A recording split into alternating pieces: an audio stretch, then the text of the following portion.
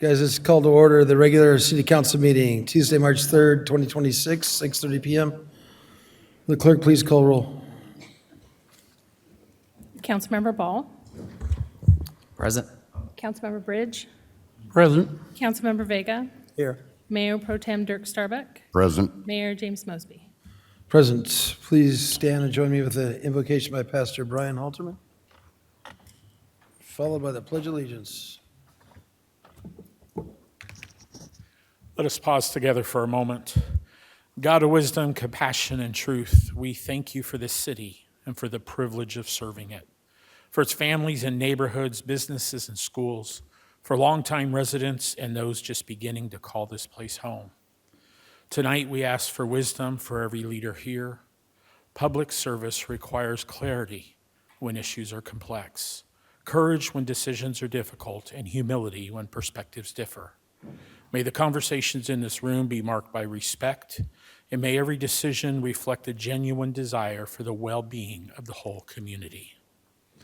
We also take time to lift up those who serve beyond this chamber, our police officers, firefighters, our teachers and school staff, city employees, healthcare workers, and volunteers. Grant them protection, strength, and encouragement in their work. We pray for all our faith communities and service organizations of many traditions. Help us to continue to building unity, not through uniformity, but through shared responsibility and mutual respect. I'm reminded that leadership is ultimately about service, about seeking justice, loving mercy, and walking humbly. May those values shape the tone and direction of this council meeting. Guide the decisions made tonight. May they bring hope, renewal, and stability to this city we care about so deeply. We offer this in gratitude and unity. Amen. Please join me in the pledge. Ready? Begin.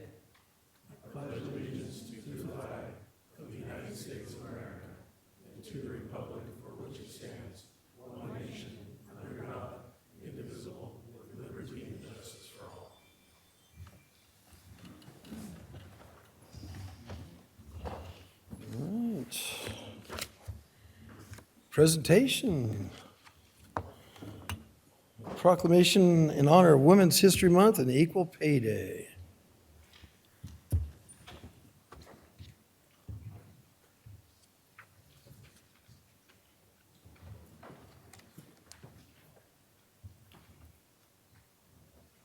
How you doing? I'm doing well. It's been a year. Maybe last week. Oh, yeah, for that too. Right. You guys all ready for this one? It's a long one. It's a long one. Thank you, guys. So, Women's History Month and Equal Pay Day 2026. Whereas the National Women's History Month theme for 2026 is Leading the Change, Women Shaping a Sustainable Future. And whereas this year's theme celebrates women's critical roles in environmental, economic, and social sustainability, encompassing everything from green technology to community resilience and leadership succession. And whereas education has always been a powerful catalyst for change, and women have been at the forefront driving this transformation.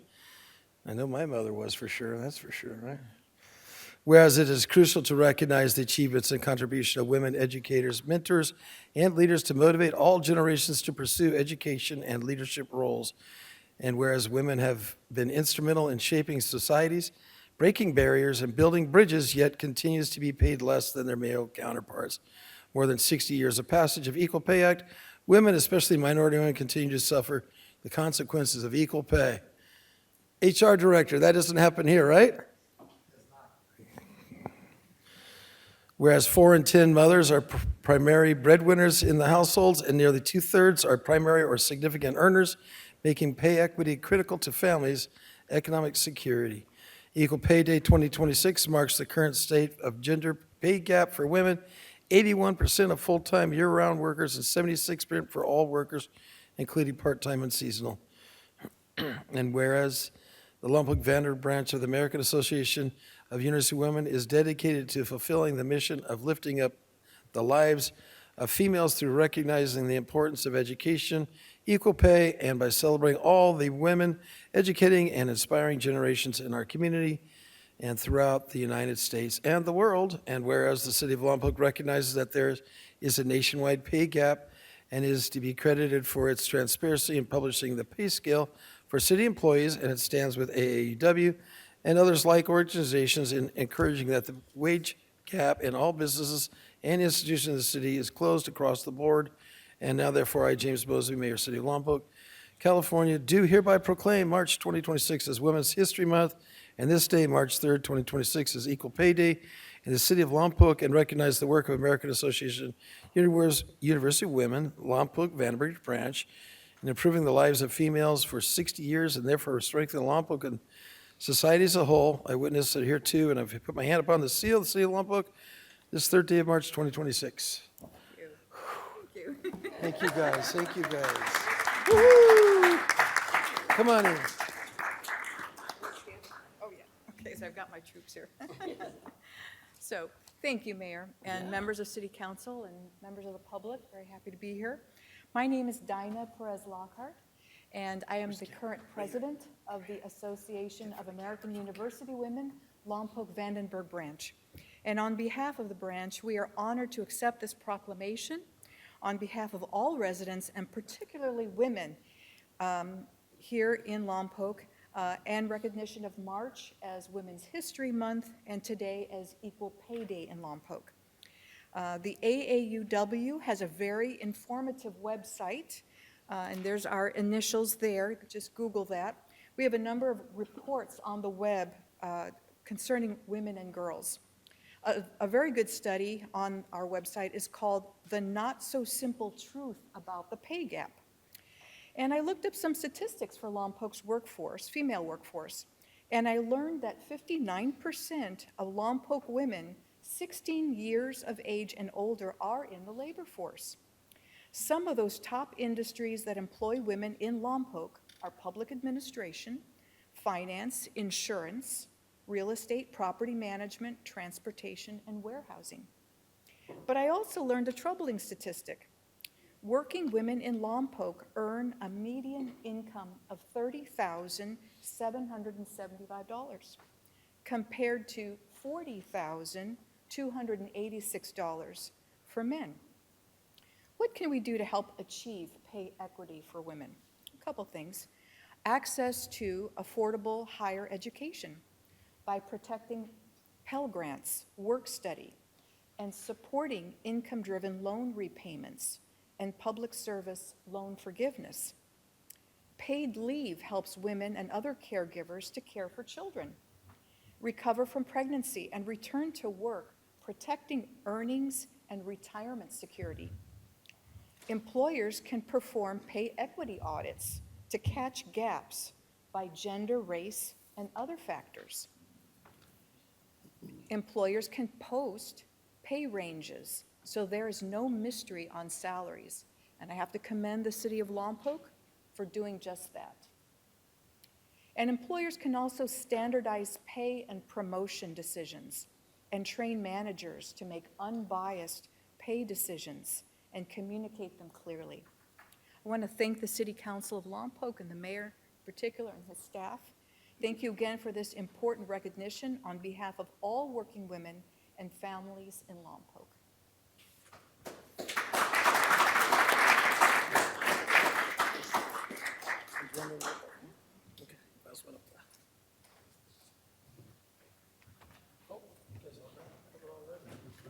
Duplicates?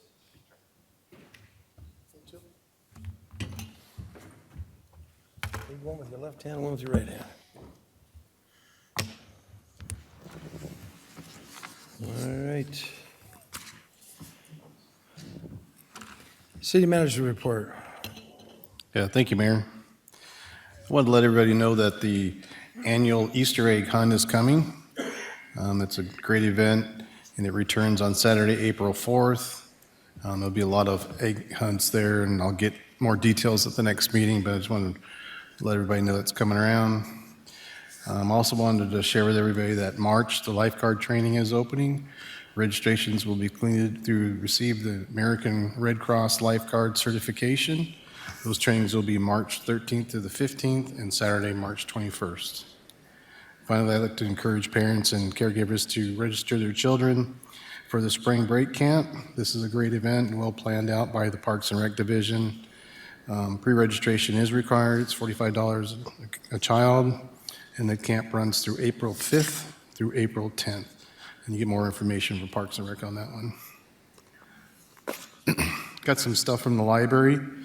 We're going to do a focus group for the Summer Reading Challenge program. If you're interested in participating in that, that'll be Saturday, March 7th at 9:30. It's a good opportunity to give insight on what that program could look like for the next challenge.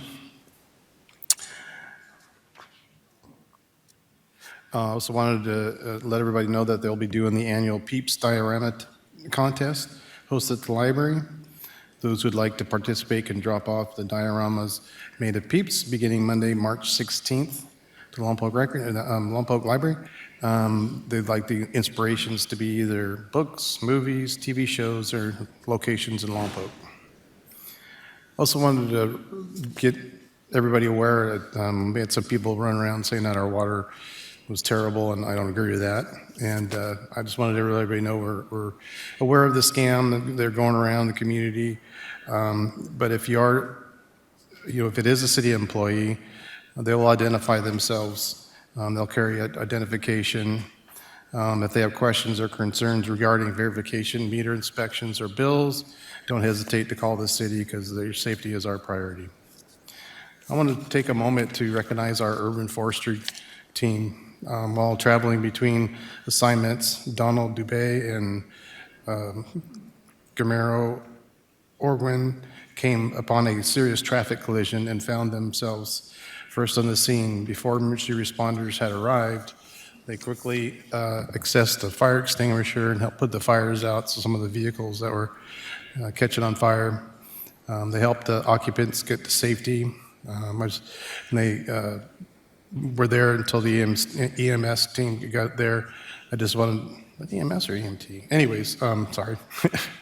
I wanted to thank them for their calm response and being just good professionals and out in the community doing more than just their regular job. So thank you guys in urban forestry. And that's all I have. One of the biggest questions I had, people saw that post out there, they said, what were they doing on the way to Santa Maria? So maybe you could answer that one. I'm not sure of the location. I thought it looked like between Salt Lake and Bealton, but Wherever they were going, I know people are like, what's going on? I don't know. We didn't know, they didn't know we had trees over there, but anyhow. They did a good thing while they're there. Good things, good things. So I got a quick question while you're doing the manager's report. And I've had an item that's been on the agenda for probably about, 8 or 9 years. And it was resurrected after I got off council before and kept on for 4 years, off for 2 years, back on. And that is the discussion of time clocks. And it's been kicked down the road, as a former council member Holmdahl would say, kicking the can down the road. Is there a way that it can come back in April and not May?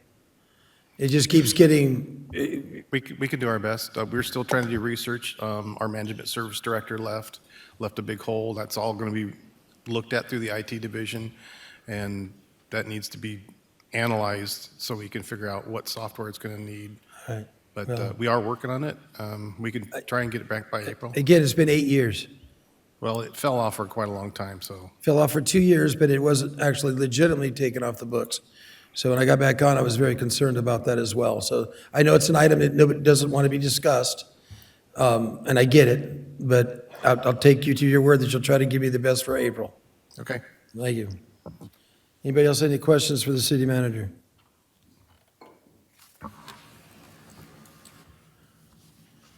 Nobody else? Well, I went to last year's Easter event, and I tell you what, you had at least 1,000 people out there. I had a great event you did, Mario. I saw the guys are all out there already sprucing things up, so hopefully the weather keeps holding out like this, and you'll have a great one. Okay. Mayor, Yes. before we get to the consent calendar, I wanted to state for the record that item number 1 on the consent calendar is the city's check register for this month, and one of the checks is to the Lompoc Valley Chamber of Commerce. Councilmember Starbuck, the Lompoc Valley Chamber of Commerce is a source of income for Councilmember Starbuck, and although the payment of a check for a contract that is already in effect is a ministerial duty on the city, in an abundance of caution, Councilmember Starbuck is going to recuse himself from that one check in item number 1, and he does not need to leave the dais because it's on the consent calendar. So I just wanted to note that. Okay, very good. Anything else before I open up for public comment on consent calendar? And consent calendar consists of 6 items, and I'll read it into the record. It's approval and ratification of expenditures for payroll of January 30th, 2026 of $1.998 million. A voucher register of January 26th through 30th, 2026 is $767,000. Another voucher register of February 2nd through the 6th of 2026 for $1.2 million. And acceptance of of the 2025 General Plan Annual Report. Number 3 is adoption of resolution number 6799, parentheses 26, directing SCI Consulting Group to prepare the engineer's report for fiscal year 2026 for the continuation of levying the annual assessments for the Park Maintenance and Pool Assessment District number 2002-01. Number 4 is adoption of ordinance 1743-26, amending section 13650 and 17.628.010 and chapter 916 of the Lompoc Muni Code regarding admin fines, graffiti control, and property nuisance. Number 5, adoption of ordinance number 1744-26, reducing city manager purchasing authority. And number 6, authorize comment letter on the County of Santa Barbara environmental justice elements. And I wish to pull item number 2. Items the council pulls will be addressed immediately before the second oral communications near the end of the meeting. Anybody wish to stand for public comment on these 6 items? Any other council members that have quick questions or want to pull any of the other items? Councilmember Bridge. Did I hear you say you're pulling 2? Number 2 is correct. I don't particularly want to pull item 4, but I'll have to ask the council. I'd like to make a 2-word change to that, so I don't know if it's appropriate to pull it or just You can do something relatively simple like that. What do you've got? in section 9.16.05, graffiti removal requirement, item C. I'd like to add the words business after 48, so 48 business hours. So if it happens on a Friday, and I'd like to change the word occurrence to notification. You want me to repeat Sorry, that? you'd like to change the word, what was the second part of your request? Change the word? It reads right now, should the property owner contact the city within 48, I'd like business added there, after the notification instead of occurrence. So that they're at least aware of it. It could occur and no one would really be aware of it. So the So after city's, the, just remove the Yeah. word occurrence and change it to notification. my comment on that is there's not necessarily any notification to a business owner that the graffiti has occurred. So, Well, there's lots of notifications. There's a whole 2 pages of formalizing the notification. I'm trying to avoid somebody gets hit with graffiti, they don't even know about it.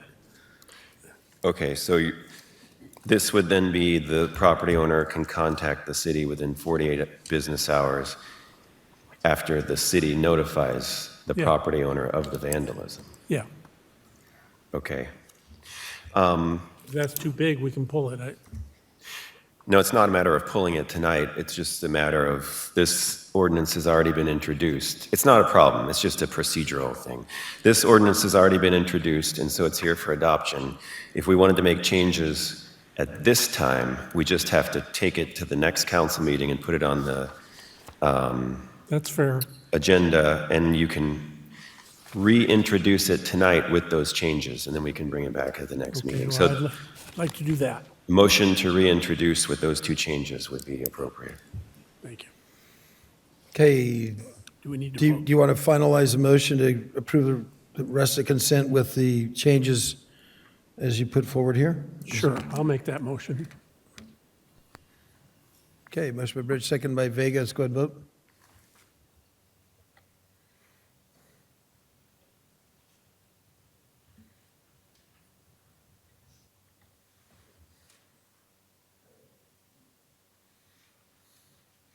That passes 5-0.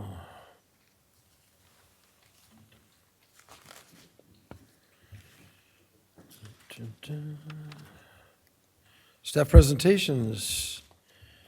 Presentation by Building and Safety regarding this California 2025 solar mandate. Your all communication will be after these presentations. Okay, guys? We have 3 of them, so. All right? He hasn't forgotten.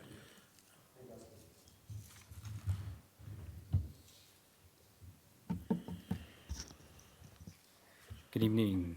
Sorry, first time here trying to get the mic ready. Well, welcome to your first presentation. How about that, at Lompoc? Thank you. Good evening, Mayor, members of the council. My name is Michael Lowe, and I'm your new chief building official. I've been with the city now for about 2 months.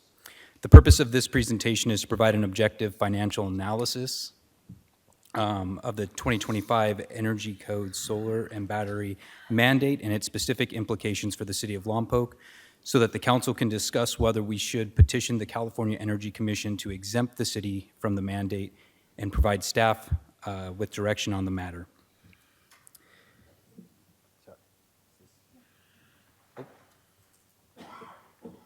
As shown on the first slide, the state's mandate is based on a statewide cost-effectiveness model.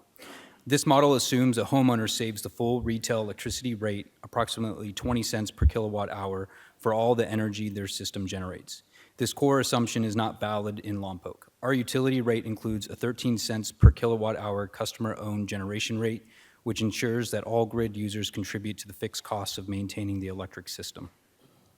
The result is that a Lompoc resident only realizes a net savings of roughly 7 cents per kilowatt hour. And this 65% reduction in the homeowner benefit means that the state's cost-effectiveness conclusions do not hold true for our city. This situation is addressed in Title 24 of California Code of Regulations under Part 1, which is the California Administrative Code, where there is a policy pathway for jurisdictions to petition the state when local utility rules affect the statewide analyses.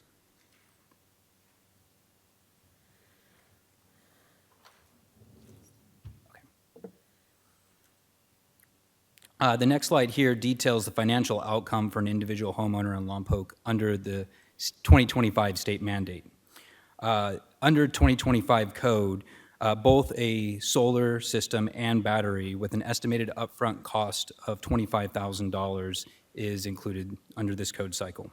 This cost is typically financed within a 30-year mortgage, and for the purposes of this analysis, I based it on an interest rate of 5%, which is pretty conservative considering current rates.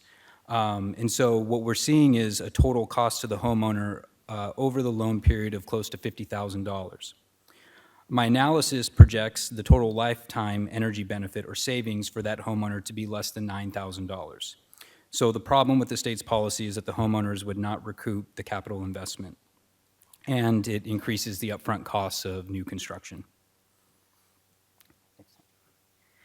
Slide 3 outlines the community-wide fiscal impacts of the state's mandate, which I've broken up into 2 main categories. The first is the impact on housing affordability. As analysis on the previous slide showed, each new homeowner faces a net financial loss. When we scale this to the 2,000 new homes anticipated in the general plan, the cumulative net cost imposed on these new residents totals approximately $78 million. That is real money that could otherwise be in our residents' pockets over the first 30 years of their home's life. The second point addresses utility solvency. The addition of 2,000 solar homes means our utility loses the ability to sell energy at the retail rate. This lost sales margin would create an estimated $600,000 annual deficit for the Lompoc Electric Utility. So this structural deficit, to cover this shortfall and to ensure the utility remains solvent, the city would be likely forced to take budgetary action such as cutting services or increasing electricity rates for all existing customers across the community, just because new construction requires solar and a battery now. Thank you. This brings us to the proposed solution. And what I'd like to say before I talk about this is this is just an example for you guys to consider during discussion before you give direction to staff on how you'd like us to proceed. So if this isn't something that you have an appetite for, I'm happy to go back to the drawing board and look at some other considerations as well. In this instance, I'm highlighting an opportunity to impose what's called an in lieu fee, or a defensible fee that is based on the actual tangible value the system provides to the utility.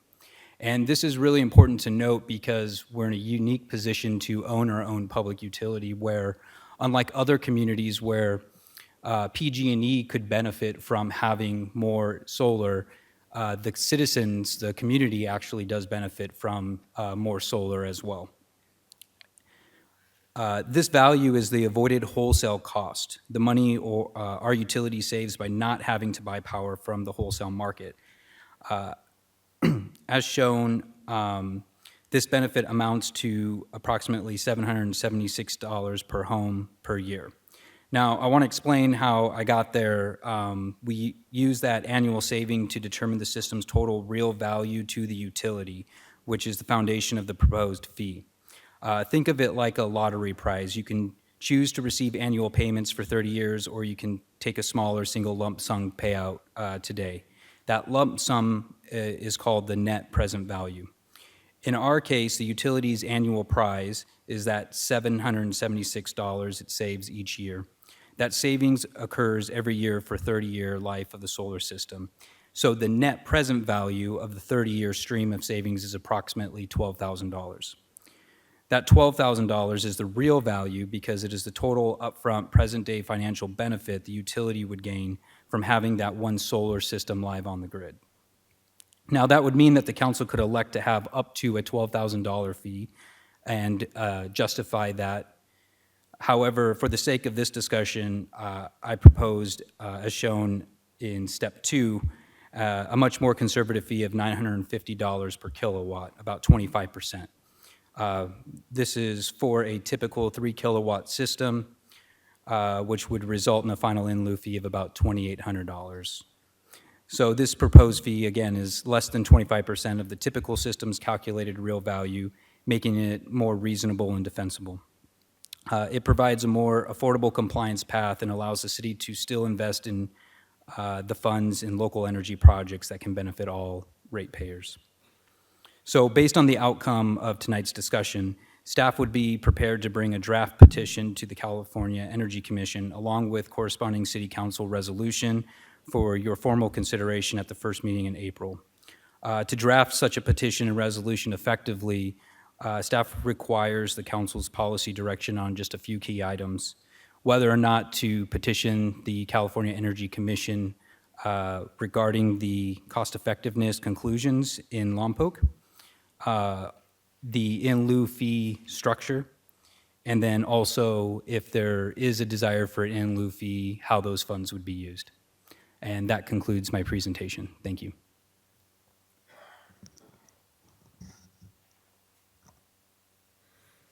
Any questions? Councilor Ball. Thank you for the presentation. Again, I think in general terms, I'm understanding if we have a lot of new houses with solar, that's going to take away revenue from our public utility, and that might fall on rates going up on everyone else that's just got older houses that doesn't necessarily have the mandate. Is that fair? That's one component of it. The other and more significant component to it is that the state cost effectiveness study, which is specific to individual solar systems for individual homeowners, doesn't seem to apply in the city of Lompoc because of the unique nature of the public utility and the lower rates and the current rate structure. Yeah. So there's two components for the council to consider there is how it impacts new construction, but also how it impacts the community at large because we are the beneficiaries of the public utility as well. Thank you for that. And then just second question, I'm always curious, because I hate it if we have to reinvent the wheel. There has to be some other cities, not many, but have their own public utility. Is there any precedent for any of this? Are there examples? Are other cities fighting the same fight or trying to figure out how to circumvent the mandate? Yeah, so the first time, going back to the Energy Commission's records, it looks like the 2019 code cycle, there were several cities that petitioned, and only one of them actually made it through. There are a couple of individual projects that petitioned as well, and those were approved. But right now, I'm just seeing it's the Trinity Public Utility District. I've spoken to their manager who has talked to me about the process. Their situation is a little bit different than what we have. They just have access to very low energy costs, where here we are our own public utility. So I think that there's actually a smoother policy pathway for us to still achieve the Energy Commission's intended goals while also creating a more cost-effective approach for our builders. Thank you for that. I guess my only other suggestion is as soon as we can really, you've done a great job here, but again, as we simplify it and are able to talk to some of our regional leaders in the Assembly and the State Senate, again, notifying them that this might create a pretty big inequity for some of our citizens if we don't have the ability to be flexible with that mandate. So thank you for your presentation. Yeah, thank you. Councilmember Vega. Hi. You mentioned an interesting thing because you have the 2020 mandate for all new construction here. We don't have a rate structure that even allows them a benefit. So it seems like we're not even that close to having a program because of the loss of revenue based on kilowatt hour. So the benefit to the new construction people, because they buy a home already with solar installed, you take away the factor of their investment. Say if you put it on an older home or construction, you put $50,000 as your example was here, and they don't get that benefit back. So I'm not sure where we're going with this. I can see why Lompoc is known as non-solar compliant because of the rate structure. So it seems to me that we would have to build a rate structure that would have a benefit to solar and somehow be subsidized through the state or something for the energy. You know, it seems like so it's not a total loss. So I'm not sure if you have any comments on the new construction and what's going to happen or what happens with the new construction that's already here, that's already solar retrofitted. If you were to buy a new home here with solar retrofitting, how would it affect you? Yeah, great questions. I'll do my best to hit as many of the points, but Sure. Please feel free to chime in if I'm getting off here. The beginning in 2019, which the code became effective in 2020, all new construction was required to, all new single-family residents were required to install solar along with the new construction. And in 2025, they added a energy storage system mandate along with that. The justification from the state for a new code like that is that they were able to demonstrate through cost-effectiveness studies, which were at large throughout the state. I've worked on some energy policies with other jurisdictions, and they thread a very fine needle to justify cost-effectiveness. And in Lompoc, where we already have very low rates compared to a PG&E or Southern Cal, an Edison, those studies are actually pretty easy for us to demonstrate to the state that the numbers don't work out for our residents.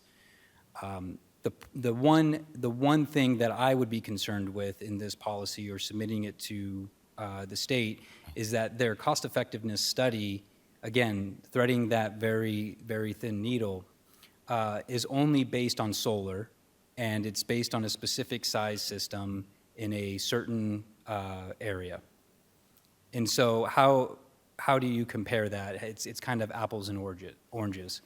Now, what I would say is if we were able to alleviate the community of the solar mandate, it's just for new construction, and it doesn't mean that people can't still elect to install solar if they could find a contractor to do it at a better cost.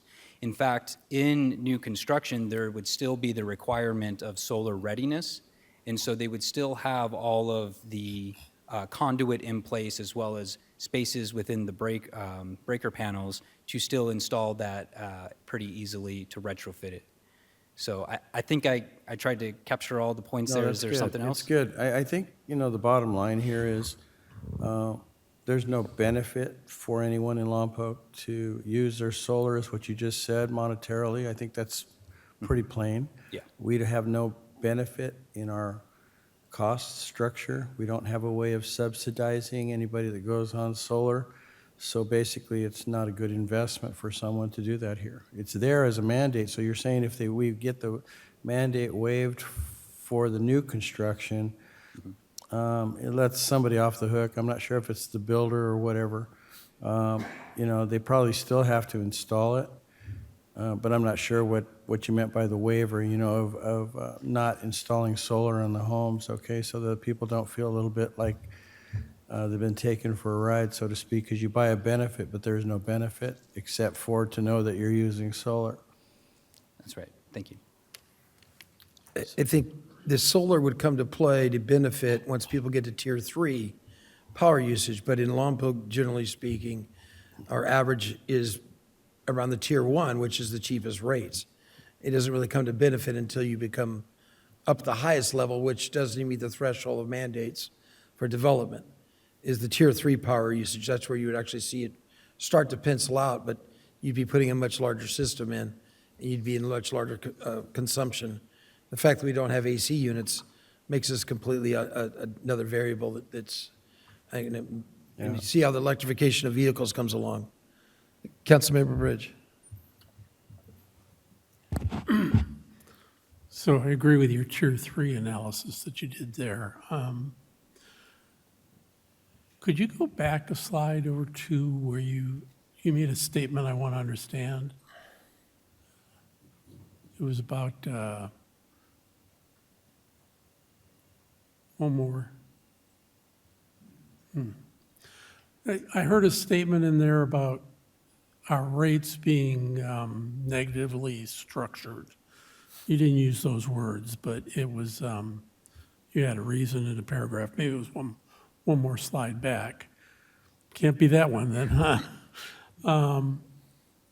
I think what you were referring to is the fact that it's kind of like the tax on mileage because the EV cars are not paying for the infrastructure. So we have a Generation fairly rate. large component of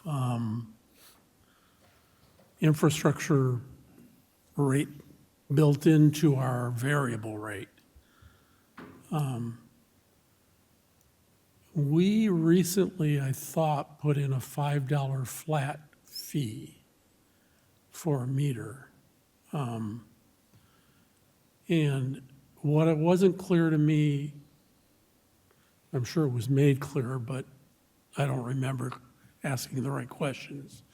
Was that $5 flat fee, does that end up reducing our distribution fee?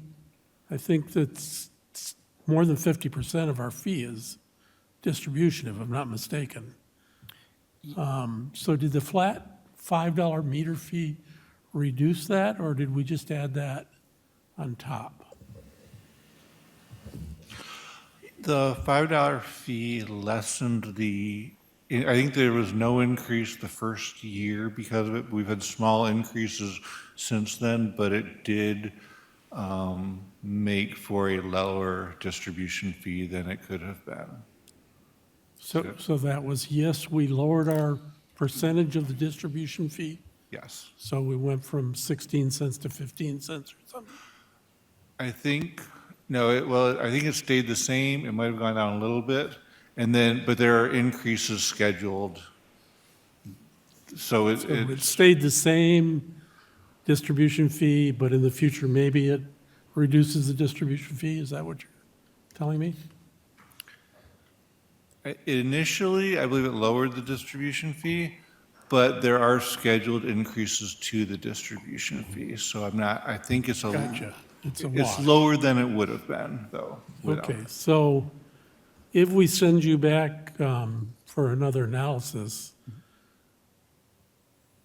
it would seem if you took that $5 to, I'll just throw a number out, $20 and did away with the distribution fee, I'm not sure it has any impact on that, but I believe it does have impact on motivation for people to retrofit their solar on their home, and it would essentially be a wash to the city, which is, I'm not opposed to what you're trying to do. It seems like a very high hill to climb, but another way to accomplish what we're trying to do there is to change that variable distribution fee to a flat fee that would cover the infrastructure, and then if people put in solar, they would get a return on investment. So that's the only comment I have on that.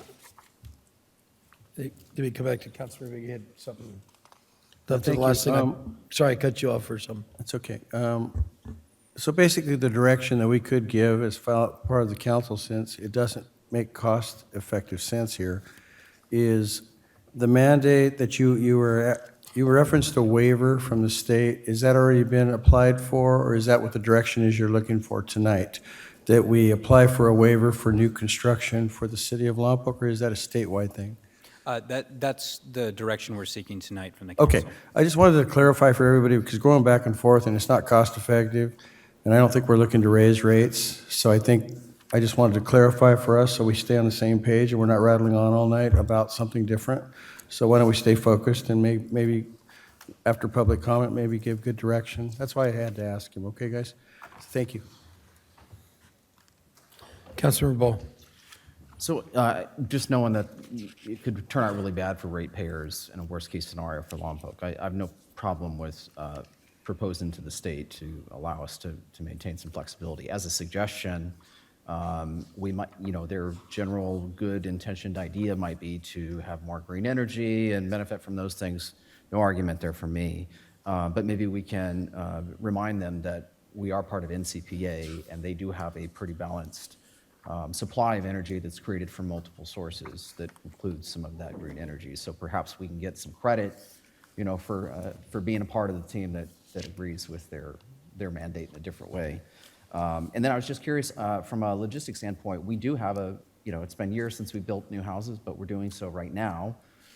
They're right in the middle of building out Riverview Terrace. I was curious, can you tell me how does this play into what they're required to do? What are they building on the ground here with regard to that mandate?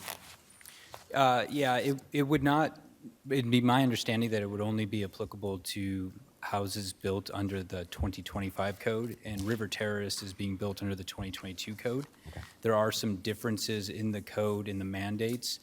There is no energy storage system requirement under the 2022 code, which is where the bulk of the cost actually comes from. I did survey and ask them about how much those systems cost, and being able to do it at scale, they can get a solar system in there between $8,000 and $9,000 a new home. And so that is right around 30-year payoff for those homeowners. So they're right at break even. Awesome. And again, I'm not sure this is the question, and maybe we'll come back with a little bit more clarity on it. But as council remembers, and again, there's no argument here, but it's just a meeting or two ago, they were telling us, hey, be prepared, be prepared. The load's going to go up quite a bit because of all the demand that's mandated from the state in terms of new electric cars and electrification. You mentioned Tier 3, which I think is 37 cents kilowatt for the city. And right now, we're staying low, but we've also been told that the demand's going to go through the roof. So I guess I'd be curious to know, okay, with that separate mandate where we're going to electrify everything, does that change this equation's balance at all down the road? meaning more people are closer to paying tier 2 and tier 3 rates just because of their total consumption. Does that make sense? Yeah, may I ask a question? You referenced electrification mandate, or that's the direction they're going. Is that, I apologize, is that a local policy direction, or?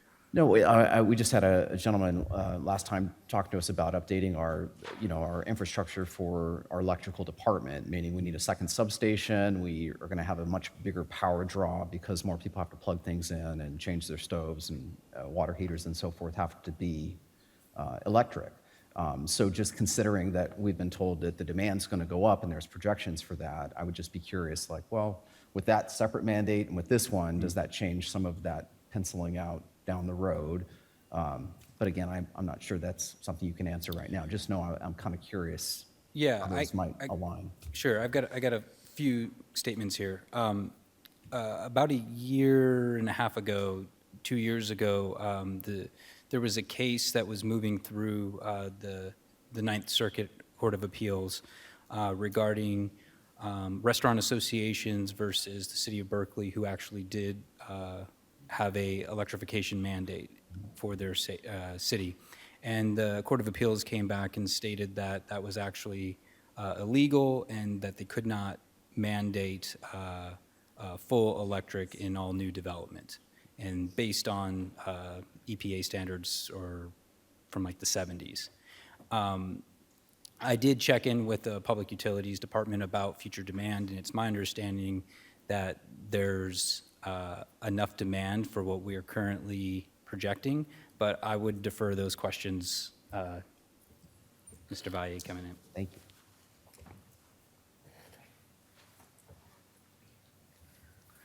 Hi, thank you for having me here. Stephen Valle, I'm our Electric Regulatory Compliance Coordinator. Yeah, so I think it's kind of interesting being a California electric utility. You know, we're up against increasing loads, and we're also up against a pretty steadfast renewable energy portfolio requirement. So that's actually 60% by 2030, which is right around the corner. So the past few years we've done great because a while ago, I want to say maybe a decade or more than that ago, we purchased a lot of renewable energy certificates in the open market for the cap and trade program, now cap and invest. We are in a position now where last year we just used the rest of those grandfathered, so to speak, certificates. So we do have increasing needs for localized renewables. And I think this proposal is a great way to keep that localized and to also do something localized. I know a major factor in our electric costs are transmission fees. We pay quite a bit, probably an equal amount as what the generation is for the transmission just to bring that power here. So I think this is a way that we can kind of leverage this and, have an economies of scale kind of situation where we have localized renewables in our portfolio, somewhere, localized. That's all I can go for right now. But yeah, I think we have some, we do have, I would say the state is pretty stringent on their electrification measures and goals. They do have some, phases out, so I believe in a couple of years you won't be able to get a gas water heater. We have electric vehicle mandates, which right now is a really weird time also. Everything's kind of in flux, but people in the market is shifting that way. A little slower lately, but it's still a shift. So we do still see more homes than before with electric vehicles and electrified appliances. Electric appliances are pretty efficient as well. So that's definitely a component too that people are looking at. And, at the end of the day, I think we'll be able to provide, and that's what Lompoc has done over, the past decades, is we provided a service at a great rate, at a good cost. And that's part of our argument is to say we have a really great way that we can save on cost instead of, having the dollars go outside of Lompoc. We also have this means of keeping it local. So, yeah, I hope that answered. Yeah. And If I could just add one more thing. So really, two parts to this tonight. One is, of course, the petition to the state and your guidance on whether staff should pursue that. That would have to come back to the council for your approval. It would be actually approved through a resolution. But then also, and to your point, Councilmember Ball, there is an opportunity to also still retain or get some of that benefit through an in lieu fee structure. And so if there was an in lieu fee imposed, such as the $950 a kilowatt, the developer would still be paying that at the start of construction, which would then get turned over, of course, to the new homeowner. Like, they would be paying for it. So it would be an upfront cost to the public utility by buying a house here. And then what we do with that money or how it is spent, for the better of the community would be at your discretion as well. That's very helpful from both of you. Thank you very much. I'll probably have some follow-up questions just to learn a little bit more, but I think it's important for us to avoid, accidentally setting up a system where we didn't get a waiver, we didn't get, the state to understand how unique we are with our public utility. And a lot of folks, and this isn't a rich town, see the rates go through the roof. But I do like this idea, and again, I'm curious, as soon as you get, kind of a green light or some hesitation about whether they'll accept that proposal. But I think what you presented is pretty solid, and I'd support it for sure. Yeah. But let me open this up to public comment. If you want to talk about this item, just this one.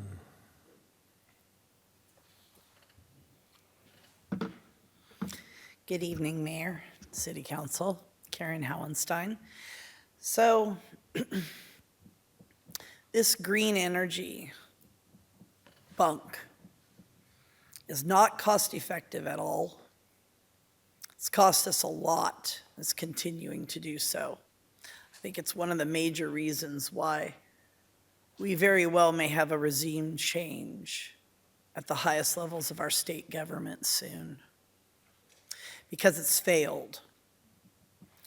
We've basically traded at the federal level any monies that could have come in to help us increase the safety in our community by getting our bridges that we need, bringing the commuter traffic into Lompoc. We traded that through Salad Carbajal for the wind farm out in Miguelito Canyon, which was a horrendous graft money suck, money wash.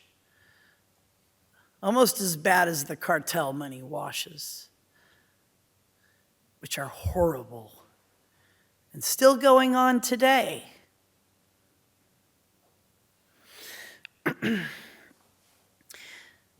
The state of California bailed out PG&E in 2019 after they filed for bankruptcy, after the fires.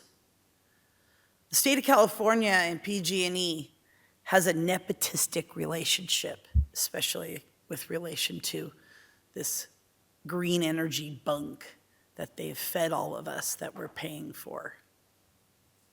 It's going to continue costing us. So when you consider the issue of solar on people's houses, remember that the Lompoc utility does not have this relationship with the state of California that PG&E does. State of California probably doesn't care about coming and bailing us out. Thanks.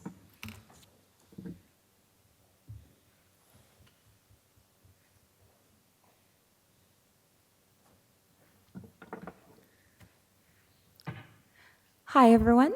My name is Alexis Otero, and this is not just for the city council, but I was hoping maybe to get the attention of the city managers as well.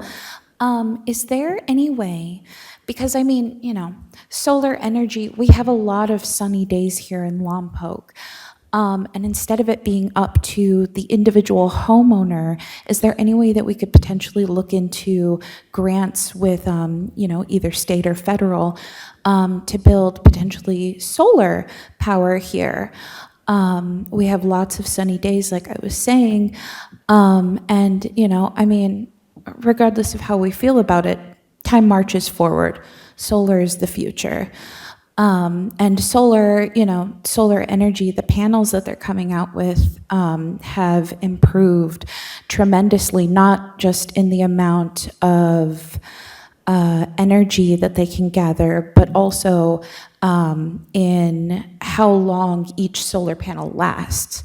And the technology is making leaps and bounds every day. So I would wonder and propose maybe to the city council and to the city manager looking into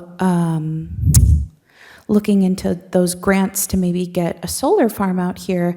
That way we can be self-sufficient in our energy production, and we don't have to rely on PG&E, and we wouldn't have to rely on the individual homeowner either. And so that's really it. I just want to kind of propose that as, a way to generate a little more money for the city and to kind of ease the strain on our current electric grid by expanding. That's all. Have a good evening, you guys. Once you reach out to Stephen Valley, he can answer a lot of those questions you have. We already do have quite a big portfolio already of renewable energies, and we are, for the most part, self-sufficient. We don't rely on PG&E, except for transmission, right? Okay, so seeing nobody else rise for public comment, we'll bring it back to council for deliberations on the item. I think the thing that sells me is this gives the people choice, and it's not the forced mandate. It allows people to potentially save money, and as things are moving fast down the pipe, I think, Michael, thank you for this, and whoever brought this in, it's nice to have people thinking forward on what direction to go with this. So, Councilmember Ball, then I'll go to Councilmember Vega. No, I just want to say I'm pretty much in full agreement. And just one comment, I'm so sorry I forgot your name. Mike, thank you for making a presentation that we can see and read with our own eyes without glasses. It's really helpful, and I just encourage, this is a very complicated topic, and there's a lot of equations, and you've made it very thoughtful and easy to kind of wrap our head around. So just thank you. Appreciate that. Councilor Vega? Yeah, I'd like to think that presentation was excellent. I appreciate it. Very clear, easy to listen to, so I appreciate that. Also, if the mayor's ready for a motion, both that we're looking for direction to file a waiver with the state for new construction. Unless someone has something to add to it, that would be my motion. Yeah, go ahead, make your motion. That's fine. Is there anything else was needed? I think there was one other thing that was asked for. Yeah, and just as we heard from the last public speaker, an in lieu fee or some way to still retain the benefit of new construction towards the public utility is something we can consider at this time as well. And so if there's ideas or desire to see some type of proposal come forward more than what I presented on the slide with more details, be happy to prepare a recommendation of that nature as well to go towards something such as a project. That would be something we could modify, an in lieu fee. I'd like to see it to go to the capital improvement projects, you know what I mean, for street lighting and things like that. So, but I mean, that could be something that we could add. Add that to your motion? Add that to my motion, as far as a possible in lieu fee by a developer, possibly building a home for the benefit of a Lompoc residents, somehow, some way, some project, along with a motion to apply for a waiver. Okay. Councilor Ball, And question. I think you made a good point. We can always modify that a little bit. I think I just need to learn more, and I'll have further questions on as we project what the state is mandating from different departments over the next 10 years. How does that play out in that scenario? And do we set ourselves up for success? Is it something that is way too much and needs to be reduced, or do we need to look out for changes on the horizon that complicated down the road. So again, I support what you guys have recommended, but that'll be kind of my questions over time. So I support it, yeah. Push One your more- second down. One more There we thing, go. Mayor. First Mayor. by Councilmember Vegas to get my ball. Let's go and vote. One thing, though, Go one ahead. thing is, when we project things, and I appreciate your question, but a lot of times we hire consultants, and I'm not talking about anybody here or anything, but, they have their crystal ball out, and they always tell us they can't project over 5 years. Everything we do here, let's make a point, everything is 20, 30-year plan, things that are not even viable. I get it, there's a forecast to it, but I would appreciate all of us being a little bit more real when we vote, to want to know about a forecast way in the future. But we can do things right now to benefit our people, and I think that would probably be appreciated. Just my comment. I have no disagreement with that. I think what I'm looking for is like just trying, if there's going to be an in lieu fee, kind of play it out over time. It might be less, so it actually incentivizes people to build. I have no argument there. It's just trying to understand how it plays out over time. So I second it, support the motion. Vote away.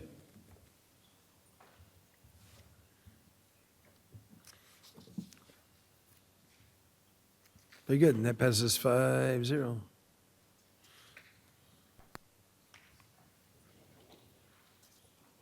Next, we're getting close, two more. Finance Department staff to provide a presentation of the fiscal year 2024-2025 financial audit, annual comprehensive financial report, the ACFR. Come down, Mr. Cross, how you doing? Good evening, Mayor, council members. Bob Cross, Interim Management Services Director. I'm here tonight to discuss your new accounting, annual comprehensive financial report for FY 24-25. So this is the agenda for tonight. We're going to go through the audit review, and then we're going to hit some highlights from the book. We're not going to cover all 240 pages tonight. We'll save that for another time. We're good, do it. So tonight, we're going to start out talking about the audit review, and we have our senior manager from LSL, Riley Greenlee. He's going to be here to discuss the audit, and then we'll get into the numbers from the utility funds and the general fund. So, Riley?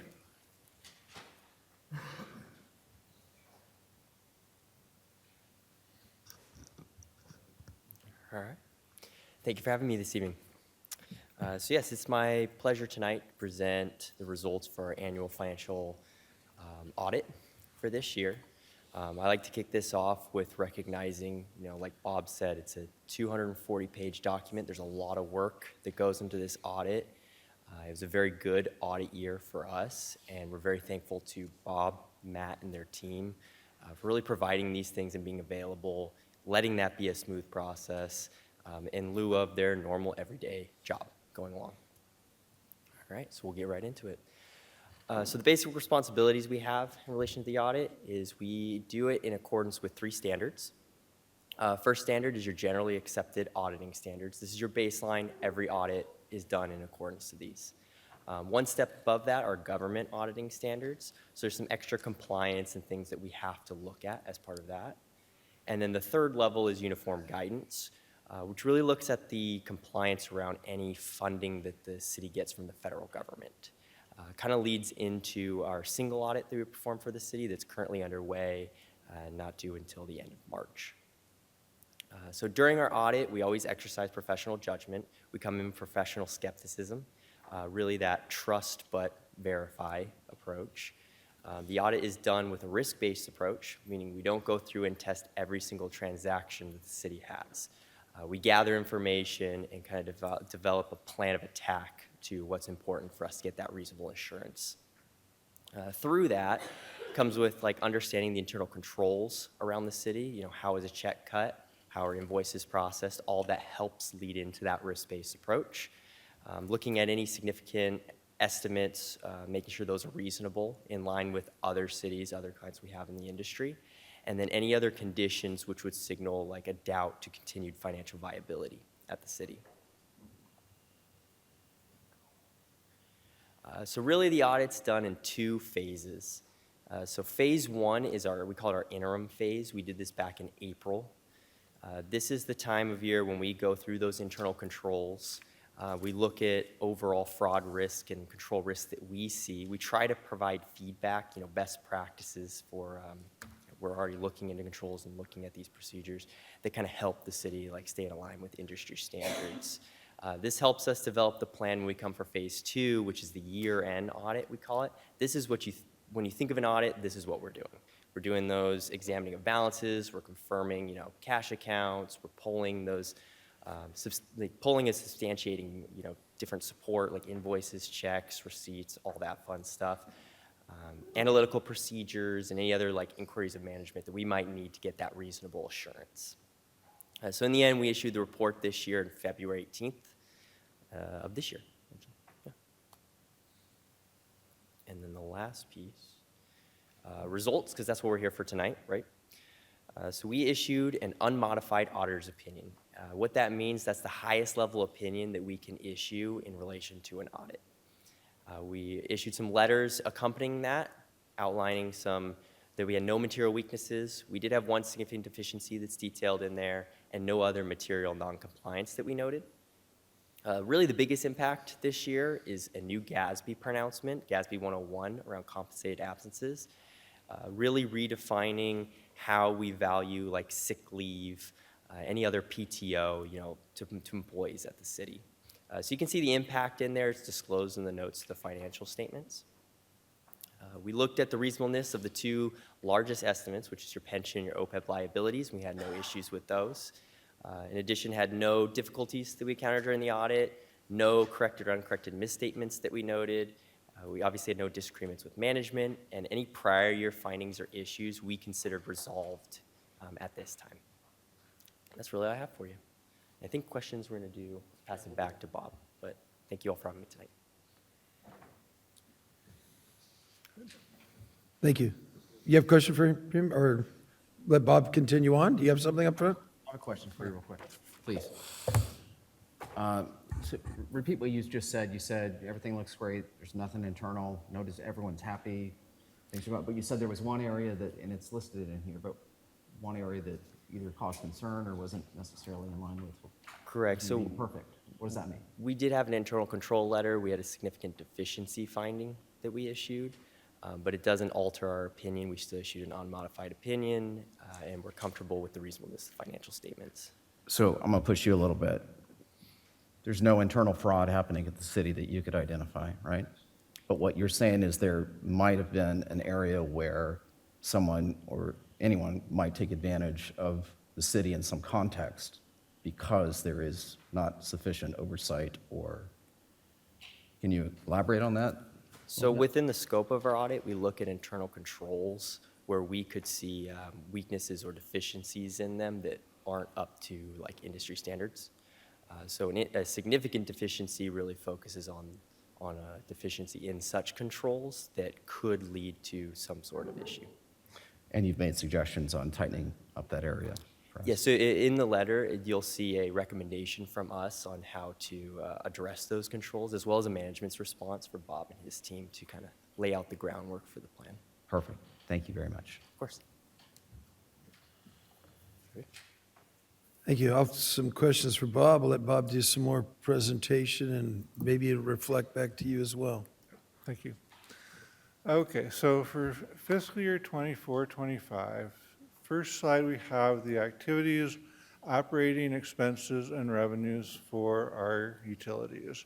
So this graph shows 2 fiscal years, and just from the left, it'll show the water, the revenues, and then the expenditures. So you can see expenditures were a little higher than revenues in FY24, and then the next 2 is FY25, so that continues. So water is having expenditures greater than revenues, and we are looking at possibly doing a rates analysis. We've started a rate study because the rates are still the same from 2016.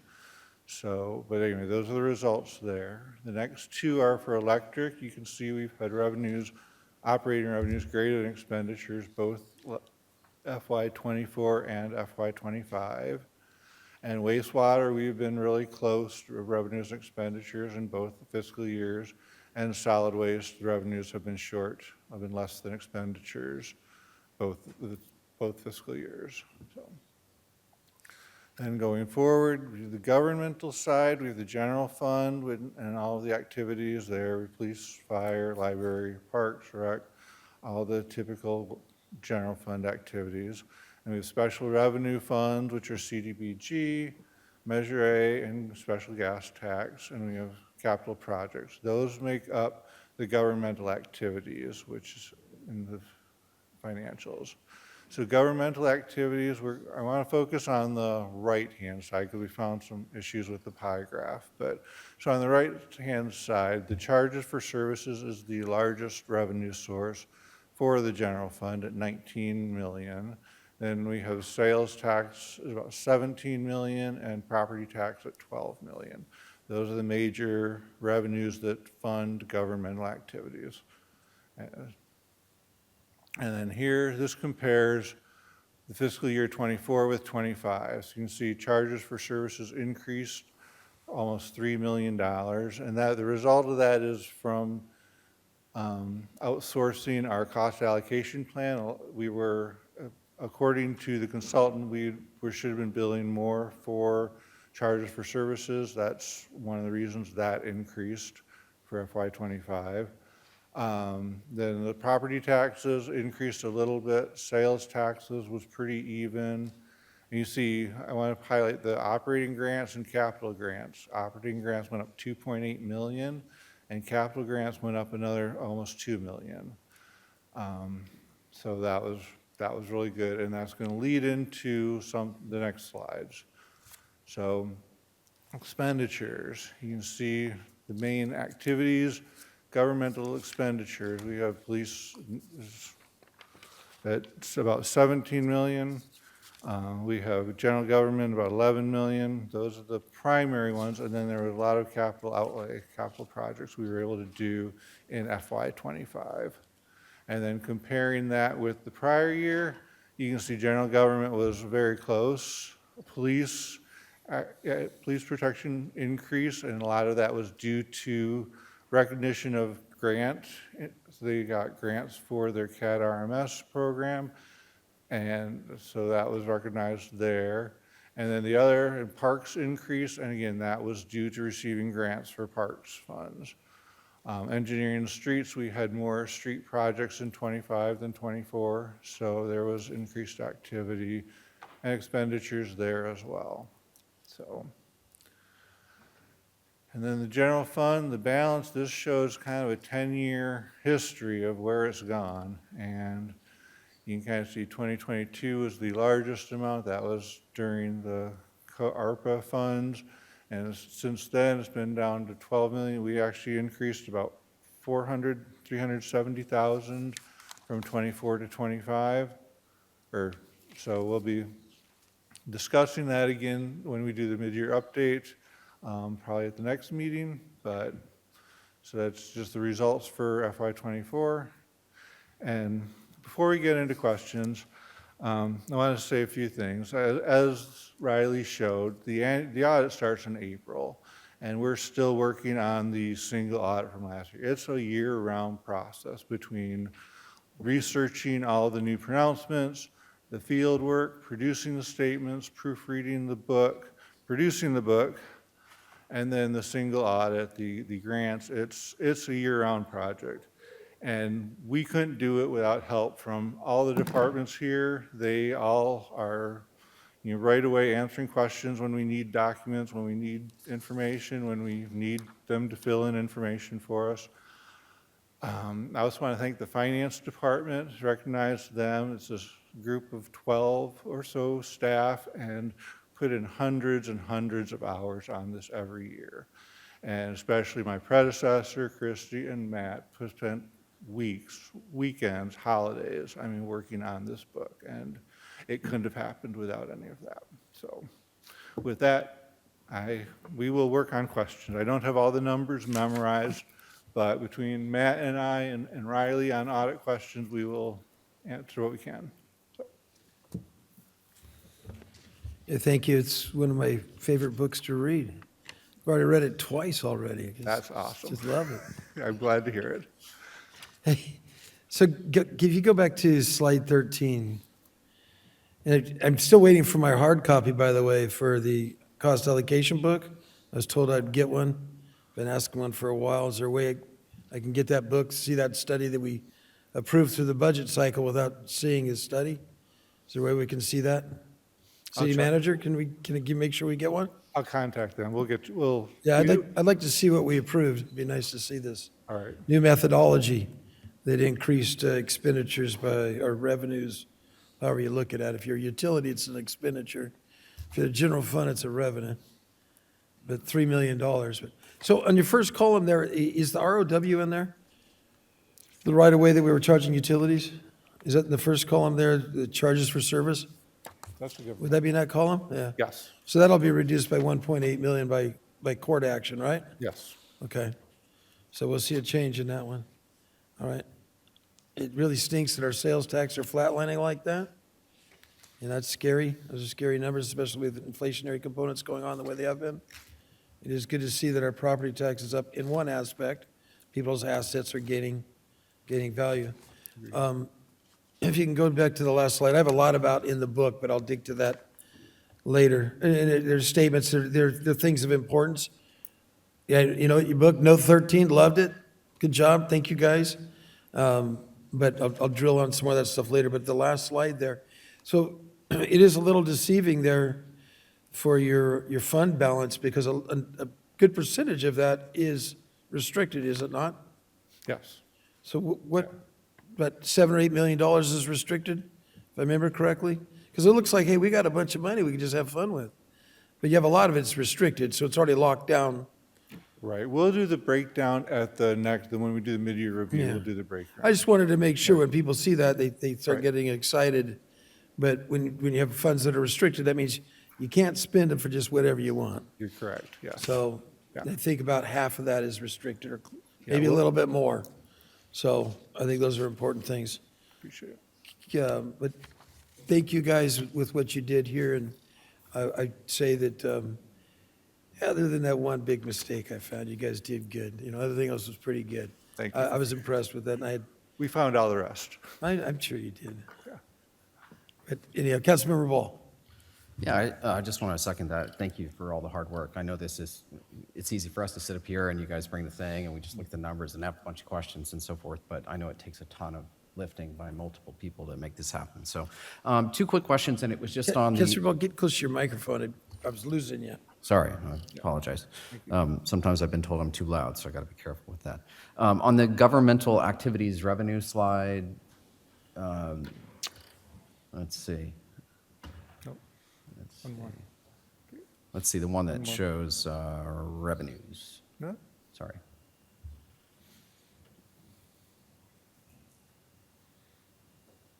Yes. So quick question. Just humor me. On the sales tax one, it's pretty in line year to year. I mean, that's a $3,000 difference, pretty close, or $30,000 maybe. Is there anything you extrapolate from why they're similar? Is it just the economy was basically equal, or at least at the local scale, nothing really changed? And Yeah, it's close enough. It's really hard to analyze that. We have a breakdown on the different industries where that comes in, but you don't have to go into that. I'll never be able to find the page, but yes, we do have a breakdown on that. But it's, it's really close. Yeah. Sometimes I'm always curious, looking ahead. It's page 204. Thank you. I knew it was in the 200s. I guess sometimes I'm curious, are we hitting the cap and then we start to slide down? And when things are pretty similar, I'm always curious if we're going to keep going up a little bit, or have we already topped out and we're headed down? But again, that's just maybe a long-winded discussion on the future. Yeah, it's a lot higher than it was a few years ago, but it did kind of level off this past. And then the only other quick one was just to educate me, under other revenue, it used to be a couple million, 2.5 million-ish, and now it's under $1 million. What constitutes that, and what makes that big of a change year to year? Or what's under the other revenue category? Yeah. See. Sure. Matt you. knows a lot more of the specific numbers. Perfect. All right, so I do have this one. That's slightly misleading. It's not that we brought in less revenue, but if you take a look at the operating revenues, we reclassified what was known as SB1 or Measure A, which can be either operating revenues or taxes.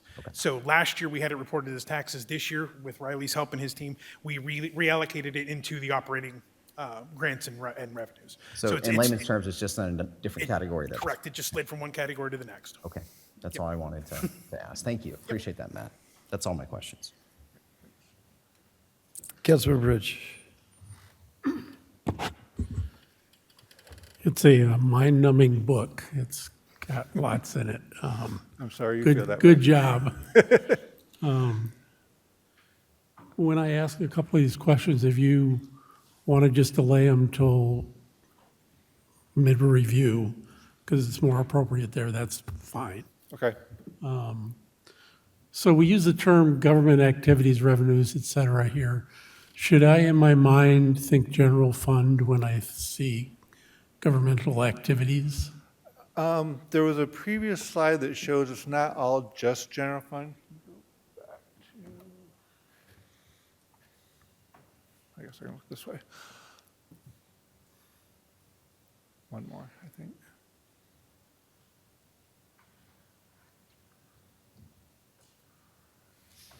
Nope.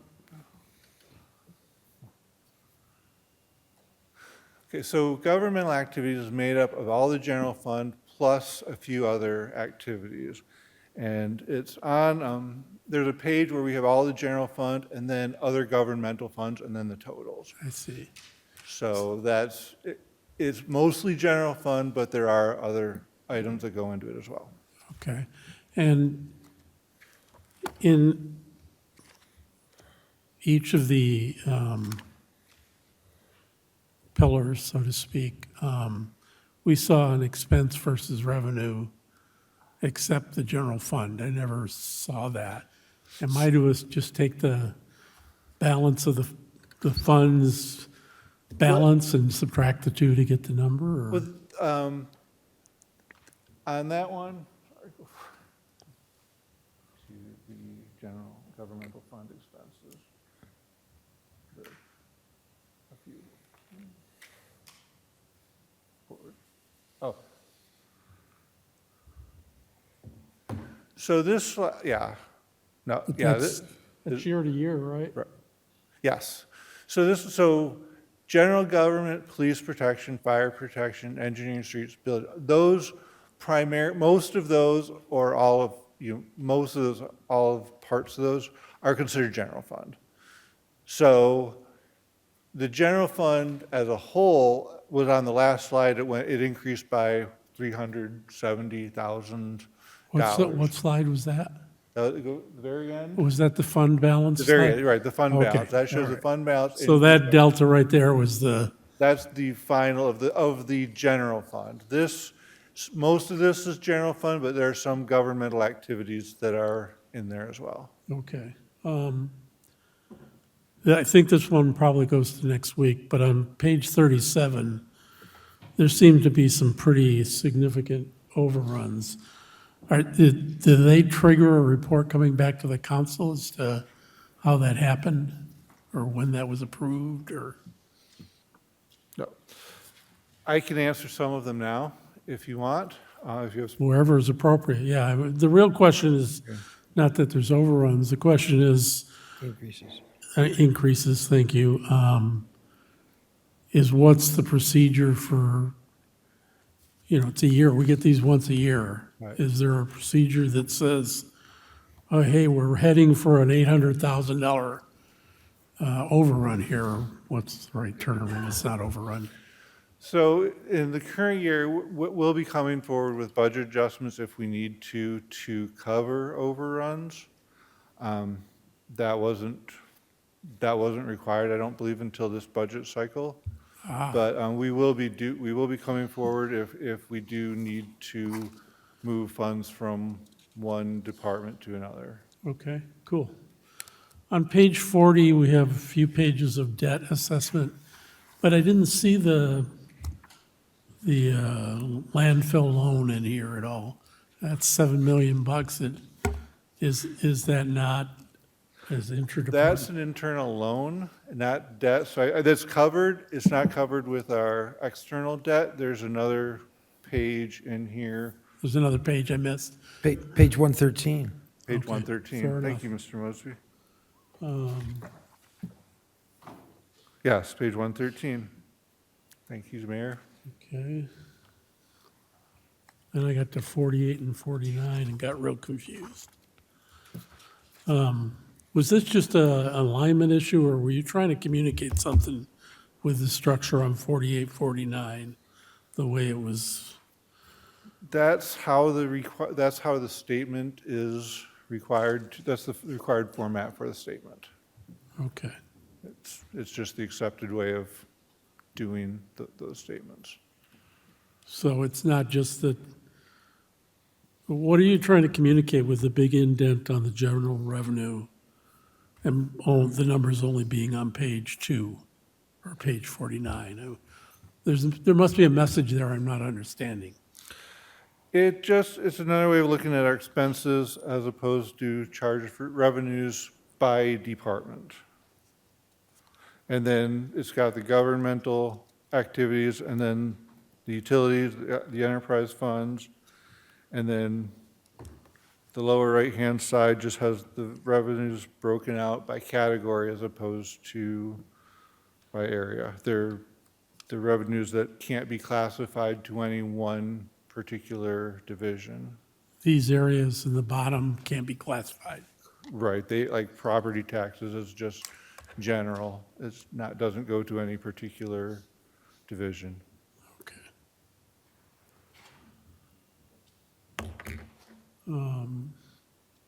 Page 112. Let me get there.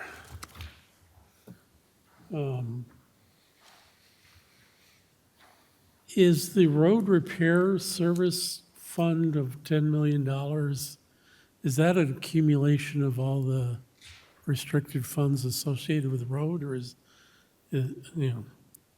Yeah, It looks like I got $10 million for road repair sitting there. And I believe that's the right-of-way fund. Say again? I believe that's the right-of-way fund. Right away? And so we'll hear more about that next Sorry, week? 1 second. So if you take a look at that page that you're looking at there, and then flip further back into the combining statements for the non-major governmentals, you'll see when you look at each of those funds, when it says restricted, if it's like special gas tax, local transportation, Measure A, any of those funds, that is your road fund. So if you were to So total it's all of an those up, that would be accumulated. your restricted total road funds, correct? And I would see that where? It's in the combining statements, so it's page 137 through 142, and that's the balance sheet side of it. And then if you continue to the next pages, you'll see the revenues and expenses. These statements here, I was going to bring this up earlier as well. Those sections, that part of the combining statement will also answer your question previously of what makes up the governmental accounts. It's the general fund plus all of those. Okay. That is your other accounts that will go along with the general fund to total governmental. All right, I'll go study that. Thank you.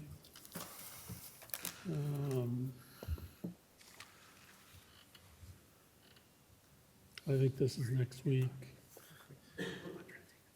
Oh, page 208. I just want an interpretation of page 208, please. Okay, 208. Yeah, let me get there with you. Okay. So really my question is in column, I guess it'd be 4, is that essentially the money that's moved off for low-income housing off of our rolls? So I'm maybe sorry, the which hospital? column 4 is, I Well, think it's the column 4 is assessed just the value. rank. Oh, the secured and unsecured value? Is- Well, I'm trying to, maybe, on the bottom, we have no secured, unsecured value for a bunch of things. Those are properties that, they're there because they were in the top 10 in 2016, and they're not in the top 10 anymore. So we're only reporting the top 10. So the far right is the top 10 from 2016. If they weren't in the top 10 anymore, we don't show the information. Gotcha. Secret decoder ring. I did have a comment for the staffing on page 224. One of the things, I guess it's a myth, is how much staffing has grown. But in reality, when you look at that chart, staffing's been pretty darn stable over the years. So I'm pleasantly surprised. I was laboring under a general myth. So, and the last one is for the police chief, but I think he left. If you look at 223 on the population growth, you see. It's pretty stable, too. Actually, the population growth declined. Yeah. For 2015 to But 24, so. you know, the myth out there is staff has doubled and nowhere near. Oh, police chief. I'm here, Mr. Rich. Yes, Chief, Yeah, he just. what's up? It's just a nit that I can't, I'm looking at page 230, and it looks like traffic collisions doubled, more than double in 1 year. And I was curious, did we activate a new road, or we just got a bunch of dummies out there? What the hell happened there? Because everything else is pretty stable. You've done a good job. And not that that's not a good job, but.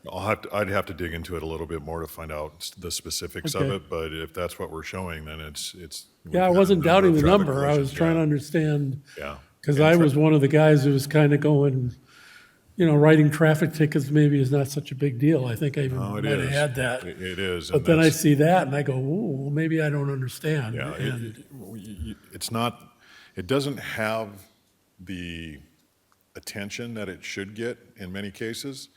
But many of the complaints we receive from the community are traffic related. So Right. that's why we have now the motor officer back out there, and we're looking to put another one out when we can staff it. Yeah, I just wondered about that number because so I've been looking at the restricted funds on road, and a big portion of the early restricted funds are related to signalization. If it turned out that was, some street north of A or something that was causing all that, then maybe that would be a. Yeah, we can have the traffic bureau take a look at it and figure out where our biggest problem areas are. Yeah. Those were the questions I had. Thank you.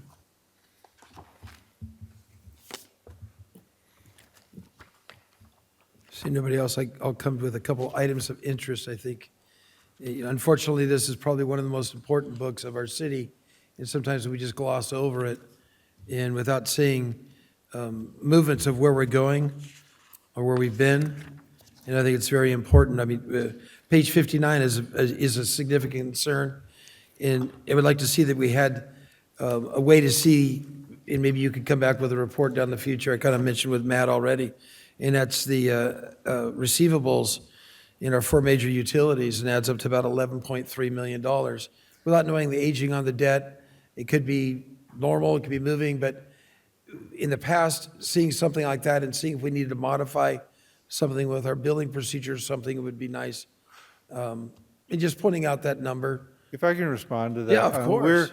It's part of the mid-year review. Next time, we'll have the past due receivables, and that's really Yeah. what we focus on. And it is actually, it's gone down quite a bit. It's not Sure. nearly this high. It's gone down a lot in last year. So we'll have that reported at the mid-year review. But this is a lot of it. It's just bills that go out in June, they're receivables because they haven't been paid yet. So. And I understand that the aspect. I know a couple of years ago, there was over $4 million in receivables that was written off, deemed not collectible.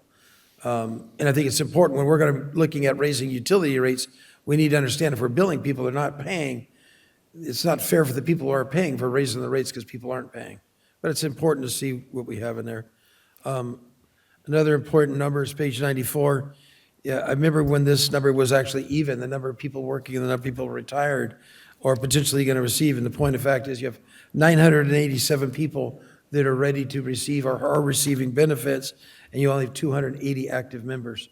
And people wonder why your pension obligations are going up and up. This is a key aspect of it. And it's also the simple fact that you have 274 inactive members entitled but not yet receiving benefits. That's 274 people, you don't really know what that variable is. And that's a number that, we had that, what was that, guy worked in the water department here 30 years ago, got a job, retired somewhere else as a city manager, making $400,000 a year. Here he was making a little more minimum wage, and the obligation we have on that was just phenomenal.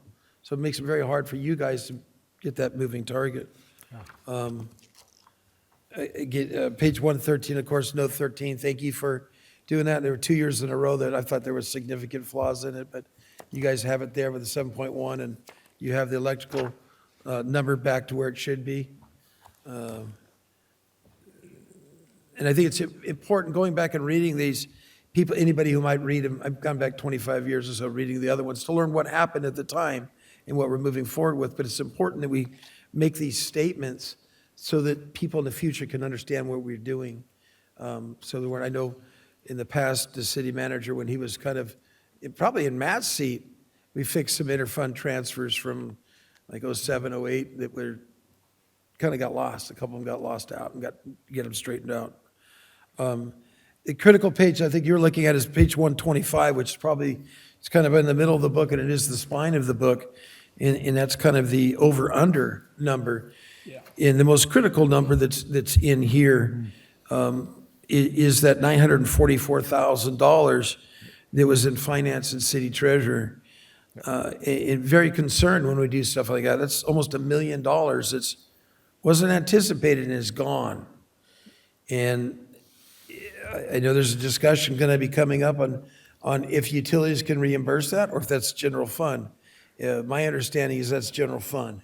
That's a lot of money. That's all the cop cars that we just bought just got lost here by the Treasury Department. So the primary reason for that was credit card fees by utility, people paying their utility bills. We don't recoup those fees, and they'd really skyrocketed until last April. We negotiated a lower rate, and I say last year was a 1.5 million, almost 1.6 million in credit card fees. This year we've cut it to about 500,000. So we've cut it by over $1 million this year, and we will be under budget on that line item in the current year. That's good. I think what we need to do, there's a way, I think Santa Barbara just did it, like it's a convenience fee that they're charging people who are using their card, they're passing it through the person using the card.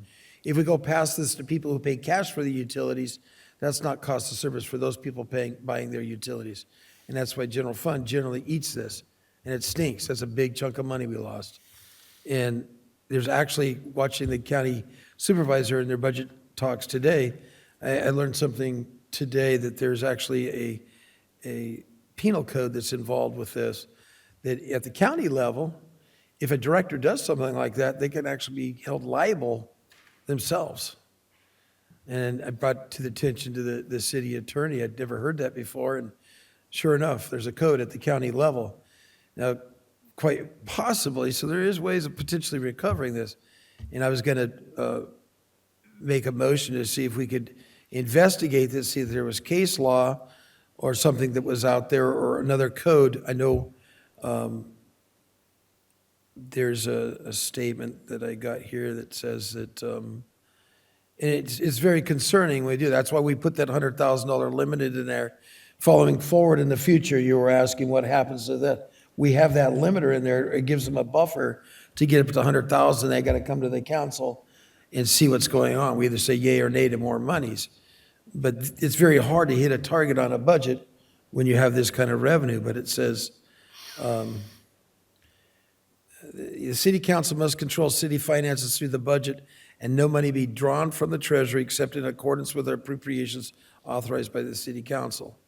Now, we didn't authorize that. And we got chewed out, well, I think Starbuck was on way back when, 16 years ago, when a grand jury said lack of oversight. And it's very difficult for us to do oversight. This is our time getting oversight. Money's been spent a while ago.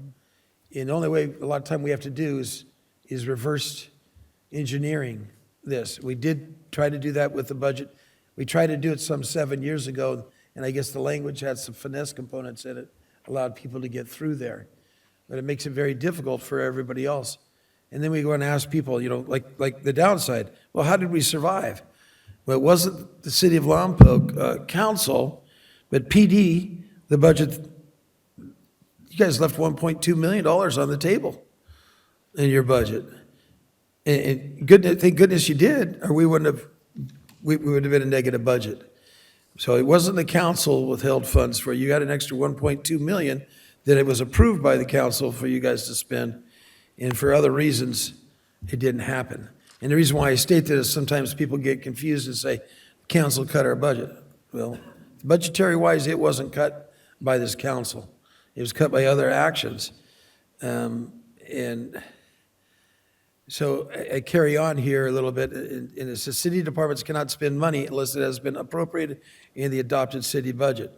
And expenditures must be authorized again by the city council through the budget or later council action. That's a amendment or a transfer.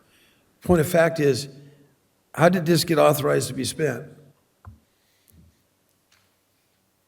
It was, I mean, it was expended, it was transferred from our bank account. It's a bank fee.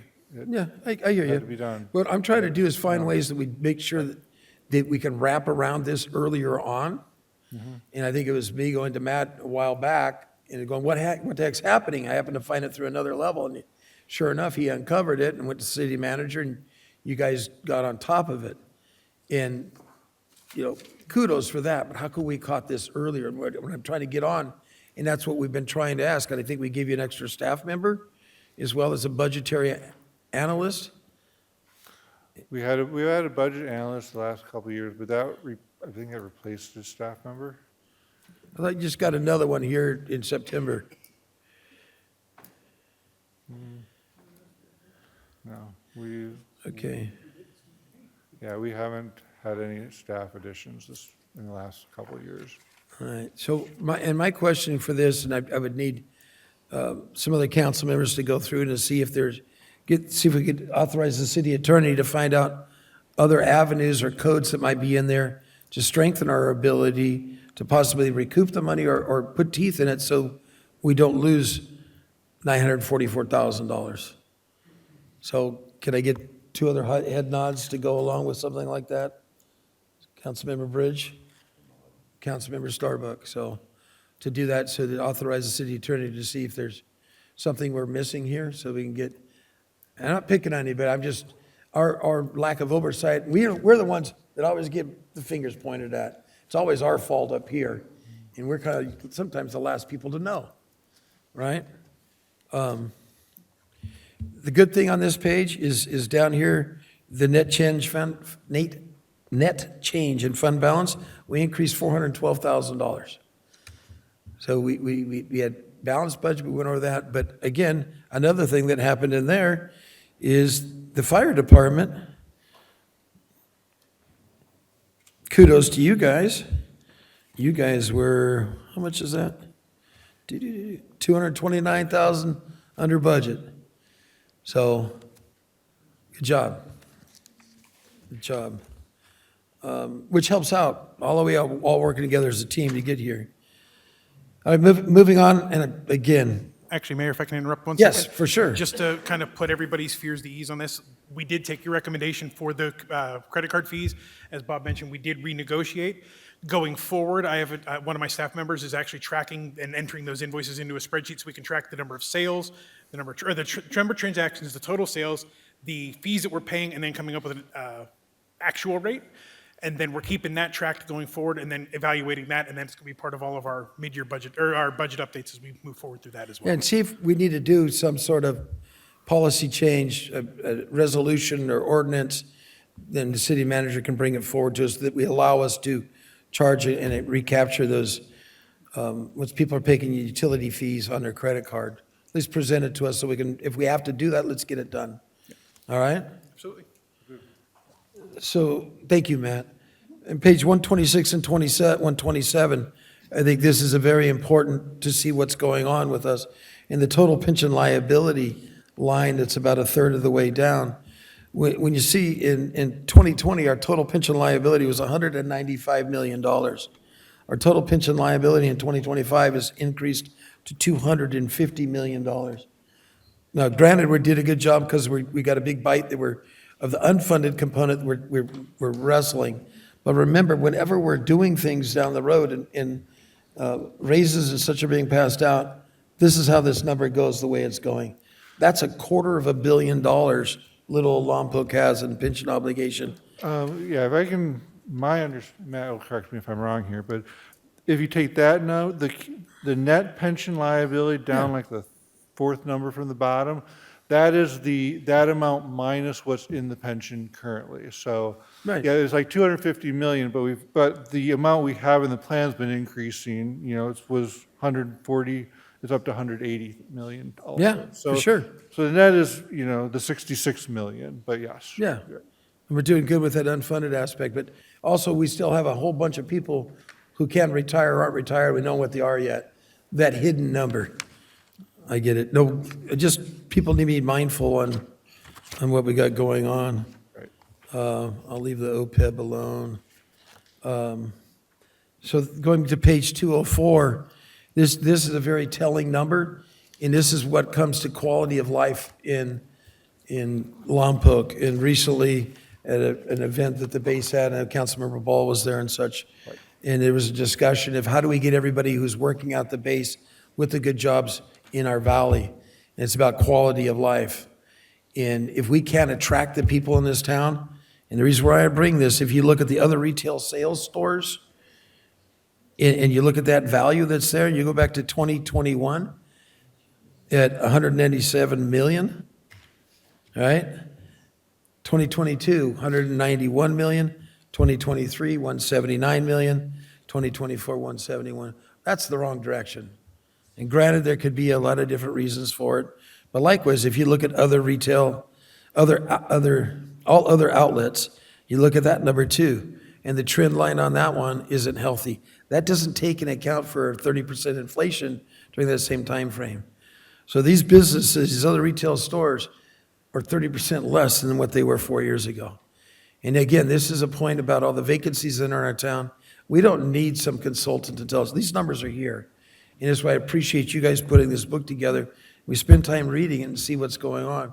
And we've got to do everything we can to change these things around and move these numbers in the other direction.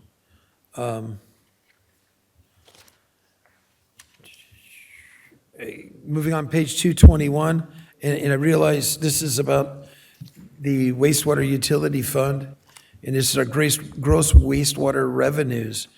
Now, this could also include some transfers in there, but that first line, in 2022, we were 15.7, 2023, we were 17.4, 2024, 16.3, and 2025, we dropped down to 15.6. Why are we making less money? Why is there less revenue coming into the wastewater plant? I don't know for sure, but I believe people are using less water, and we bill based on water consumption. So we haven't raised the water value. If you look over page 220, you'll see that our revenue there in that same time frame went from 12.6 to 11.9 to 12.8 to 12.8. So it appears we're using as much water. Now, maybe that's meter charge or something. But maybe we should drill down in there and tell people that it's okay to flush their toilets. I think there's less water being used in the winter months. Okay. And then, So we had rainy years or something going on? Maybe, I know these are questions that we used to be able to get and understand at the Utility Commission, and we used to graph it. Melinda Wall used to graph these so we could see where we're going. But these are concerning when we see numbers like that, and we should be seeing them a lot earlier, but maybe somebody could find that answer of what we're doing. I know wastewater used to have, last year, about $13.1 million in their bank, and concerning what's going on. And I know I got a couple more, please bear with me. It's a very concerning number, page 223, and that's the per capita income number. And this is a number that I look at, and when we decide we're going to raise rates and do everything else that we're going to do. If you go back and you look 10 years previous to that, we were actually at 20,000. That number in 07, 08 was 20,000 was the per capita number. We dipped down to 18,000 in about 2013. We then went to 19, 20,000 in 17. We finally crawled over 22,000 in 2019. Right? That's not a very big climb when you consider in '07-ish, we were sitting at 20,000. And that doesn't take account for inflation. And as you crawl up into 24, then we went down to 23,000 in 21, and 22 into 24, and 23 and 24, we creeped up to 27,000. But a lot of that was mandated minimum wage increases. Yet these still don't account for an inflationary component. So the people outside City Hall's walls, let me tell you, they're not getting any equity pay adjustments. And that's the components, when you put all these together and you realize, how is City Hall getting fixed? How is City Hall getting more money? And one of the ways is through creativity. There's items that are happening, and one is that allocation plan. But the people outside are having less money to live on. And these are very telling sections when we look at something and a rate increase that we're looking at doing. I'm very concerned where the people getting their money and what are they doing without to cover these utility bills that are coming down. Not to be mean to City Hall, but understanding so many people are having a very difficult time in paying their bills. And it may sound petty when somebody's making $300,000 a year, but when our per capita income outside here is $26,000, $27,000, it's significant on the outside. This brings me back to the last thing with this, and that is page 42 and 43. And I'm very concerned with a statement that was made in here. And granted, they're entitled to make a statement, but I'm going to ask that we do an amendment to this page. And the reason for it being, it's an addition, added twos, nailed on the back, whatever you needed to do. When people look in the future, and they're going to look at this, and this is about the development impact fees, and the statements made in here, how the city's losing money, blah, blah, blah. Well, guess what? We've been having development. We've been flatlined. Last year, we built 0 single-family residences. The year before that, we built 2. It's 2 houses in 2 years.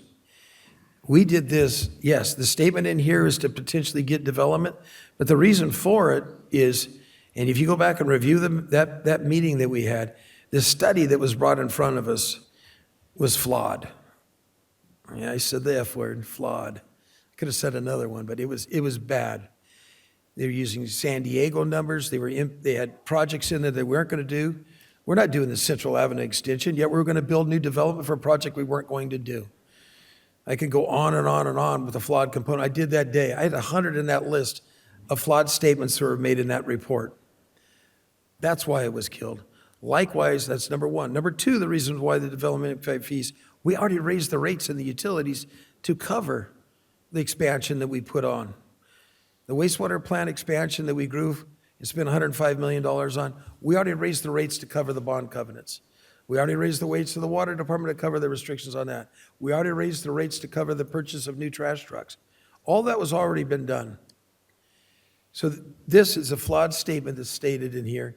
And I would like, and the reason for it is historically down the road, if somebody happens to take a look at it, I'd like to be there on a page as per the council stating why we modify the development impact fees. And not as a statement here stating that,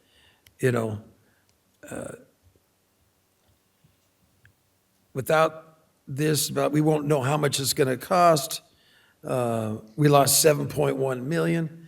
Houses weren't being built. Our population is almost identical as it was 25 years ago. And one of the reasons is a $38,000 impact fee that was going on houses that if you put out amortized over 30 years at 6-7%, you're looking at a $90 million debt on a house. So that's why we did what we did, to stop the inflationary component, stimulate development. Williams Homes said that was the best news he'd heard on the West Coast of the United States. He was going to build all of his homes. He wouldn't have built all of them if we hadn't done what we did. So that's why we have people looking at our properties as well. So I would need 2 other people to add an amended page to be glued to hard books or added electronically on there. If I could get 2 other council people to support something like that. And then I'll shut up after that. You would? He's for me shutting up anyways. Councilor Starbuck, would you support something like that? Oh, yeah. Yeah? Councilor Bridge? Yes, okay. All right. And thank you guys. I do appreciate this, and It really is a very, very important book. I remember when I first got on council, it was a rubber stamp. I'm like, wait, you know, there's so much good information in here. This is what makes a council understand what the heck's going on, so we can make important decisions. And you know, this is the oversight aspect, and we're the oversight over the oversight. So thank you, guys. Councilmember Bridge? Yeah, I just wanted to clarify, there was quite a bit of discussion there about the exceeding the budget. And my concern was, and I understand life happens, but it seems like there ought to be some monthly trigger, some more frequent trigger, that if we are exceeding a budget line item, that it comes back to us. I know we've established a lower city manager's ability, but this is more about managing in real time and not waiting till we get this great document and find out, hey, what the hell? So there was that. And then the second item, and this will probably be for the next meeting, but are we servicing the water loan now? Excuse me? Are we servicing the loan, the $7.5 million? Are we servicing that to get it paid? Solid Waste is paying the interest on that. No, that's not servicing, that's an interest-only loan. Are we servicing the loan? We are going to be bringing back I think there was left that we would leave $2 million in the loan and pay back 5.1 million of it. And we'll be bringing that back probably in April to evaluate where we can pull those funds from to do that. But right now, the loan was set up as interest only, so that's, but we'll be paying, like I said, we'll be paying back the 5 million of it before the end of the fiscal year. Well, here's what hurts my head on that.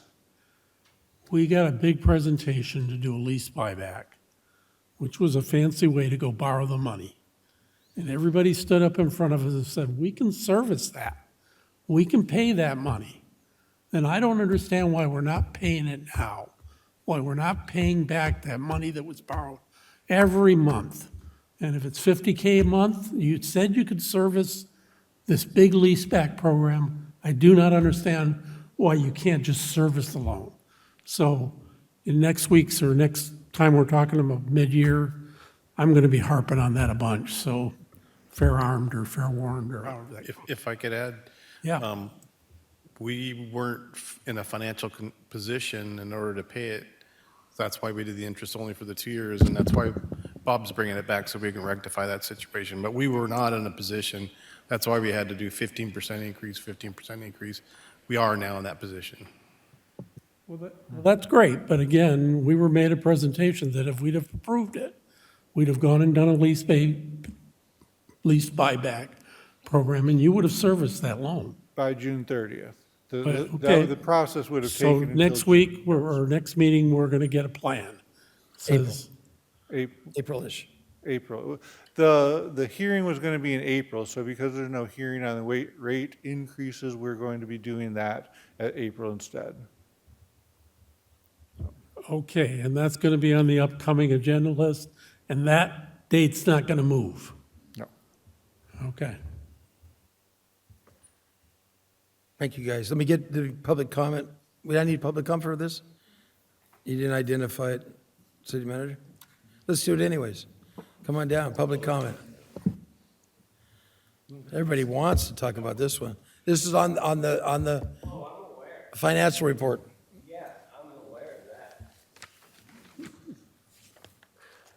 Again, my name is Robert Richard Hargraves III. I am the owner of Solving Skate Shop. That was very concerning hearing about the fact that there could be mismanagement in funds regarding the $3.6 million grant that was awarded to the City of Lompoc Parks and Recreation Department for a skate park. I don't know if there is an oversight committee on that. It doesn't seem like it. We've requested several key components and information about this project over the last 5 years. It is now due to go to RFP on March 6th, and I have been notified that potentially $2 million has been spent on bathrooms, equipment, and lights. leaving $1.6 million for the skate park and the overall surrounding park. So unless the toilets are made of gold and the lights are going to be on 24/7, I'm not really sure how that much money has been spent on that equipment.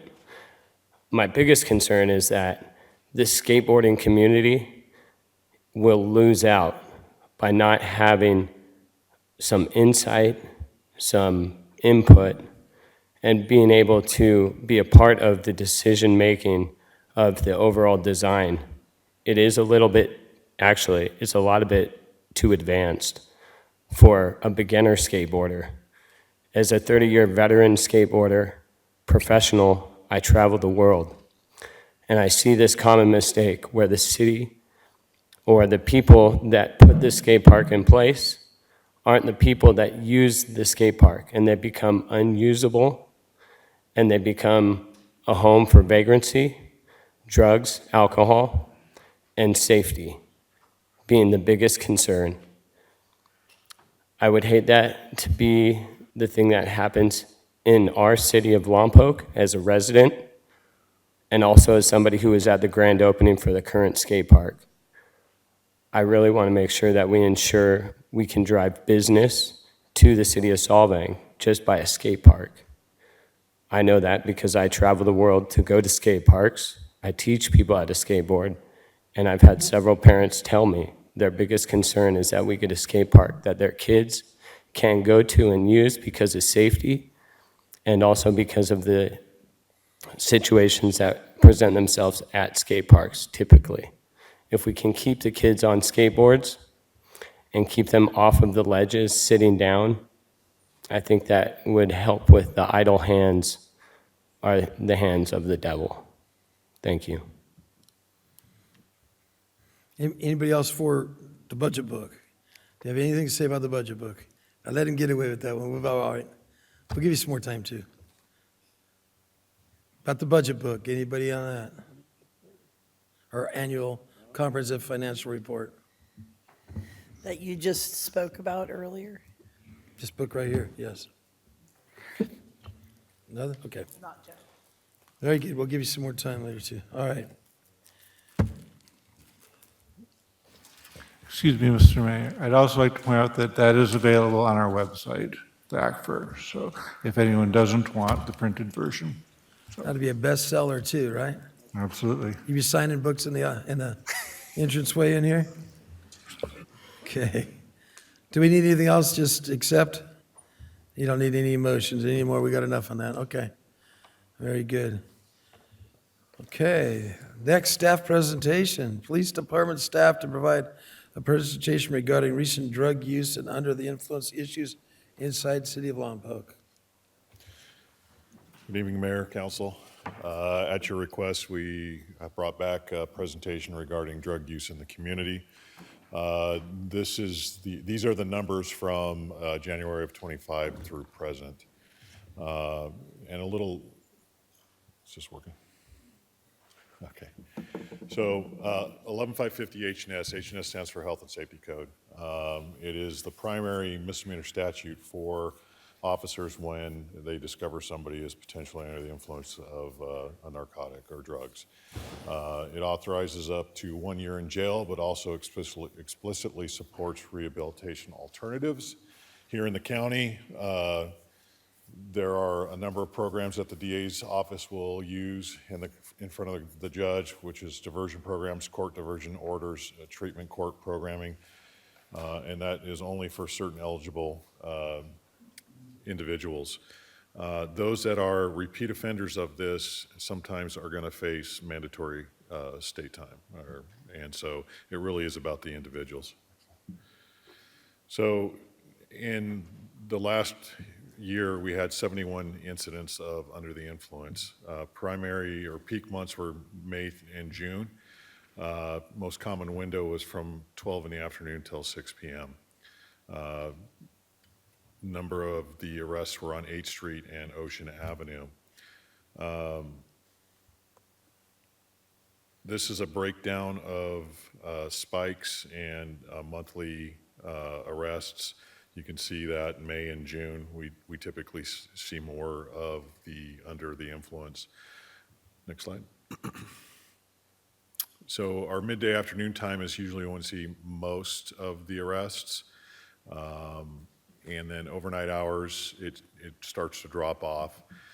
And what I want everybody to remember in regards to this is not just the unhoused in our community. This is in people's homes and different contexts that we may come in contact with somebody who shows symptomology of under the influence. Next slide.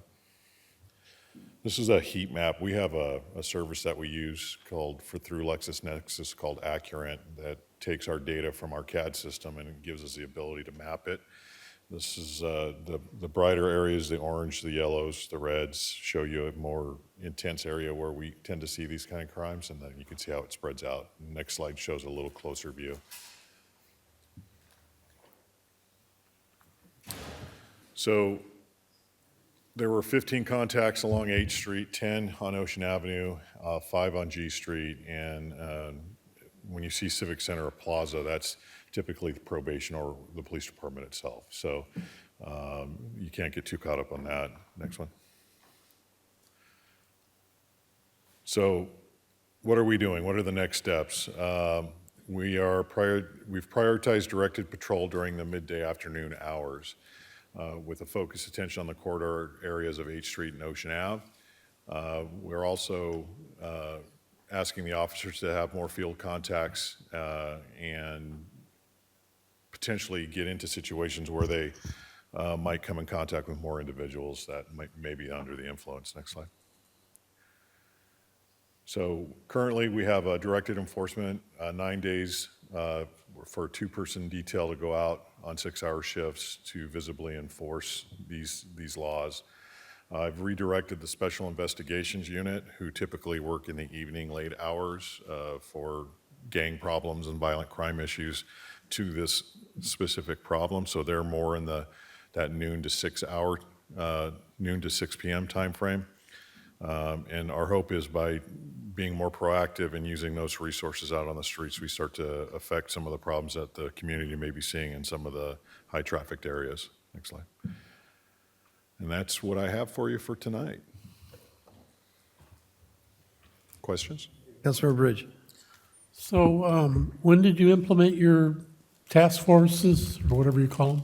Was it last week? It was just the following week after the last council meeting. Okay. And are you noticing there's a group of solid citizens in the middle of that?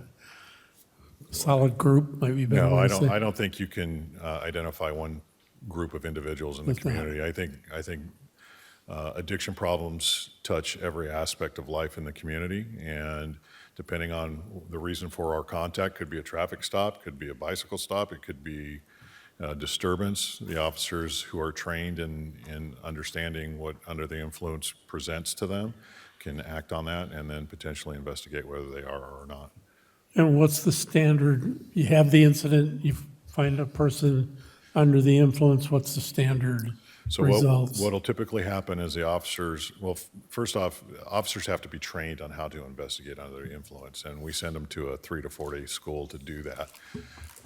Once they're certified in that and they can recognize the symptomology, and they've determined based on the evaluation that they conduct, there's a number of things that they go through to do that, they'll make a decision to arrest. Once that person is arrested, they'll be brought back to the jail and they'll be held for a minimum of 6 hours. It's enough time for the drugs to get out of their system so they're not a danger to themselves or the public if we were to release them. There are occasions when 6 hours isn't enough, and in those situations, we'll take them to the hospital, have them checked out, and then we'll put them back into the jail until they start showing signs of being sober.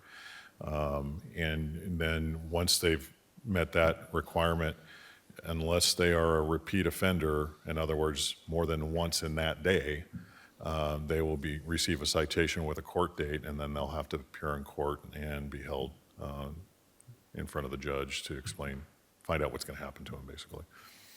So are more than 10% of the contacts ending up arrested? Oh, all of them. If they're under the influence, they're going to be arrested.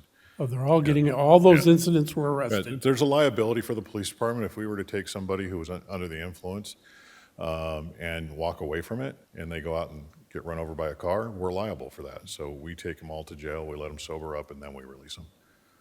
Thank you. So I reached out to the hospital, and in the year of 2025, the hospital had 48 overdoses that they had in their hospital as well.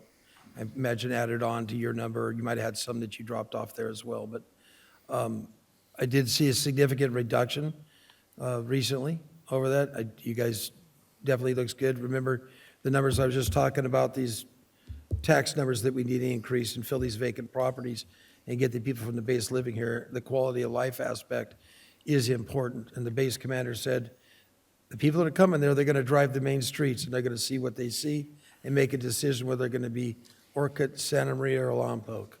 So it is very important. I did go out today. I saw 2 people burning aluminum foil behind Ross, which generally is a telltale sign that they're up to something no good with a torch below it. At the transformer behind the wall there was one guy who was dosing out right there by Starbucks. There was another guy on the entrance into Walmart. But generally speaking, I would say it was reduced by 80% from my normal drive arounds. I've taken the city manager out a number of times, and I think he's pretty surprised. I know most of them on a first name basis, and we know their drug of choice, and they reach out to me as well. Over the last year or so plus, I've actually passed out about 2 cases of Narcans to people in doing what I do out there. So I do see a significant difference. Please do the best you can and keep it up on that.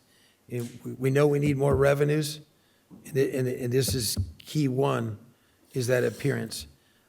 I did talk to several vendors or merchants out there, and it's sad when somebody has to lock their door when their customer comes in because they're afraid who the next person's coming in. And we can't have business owners being afraid to operate businesses in town. I've had several tenants leave the town because of the issues that were coming on with drug-related issues. Well, what we would ask of the police department is when people see somebody that is causing those kind of situations, that they call us. And many times we don't get those phone calls. And I'd also ask the council to remember, and as most of you are well aware, we have today, I think we had a supervisor and 5 officers out there, but they're handling anywhere from 60 to 100 calls in a 12-hour time frame. And depending on what type of call, it can be extended. So when their free time is available and they're out patrolling, then they can find a lot of that stuff. But if it's a busy day and they're going call to call, we don't always have the opportunity to just go cruise the alleyways and find the things that you're finding. You don't have to cruise the alleyways. They're in the streets. They're there.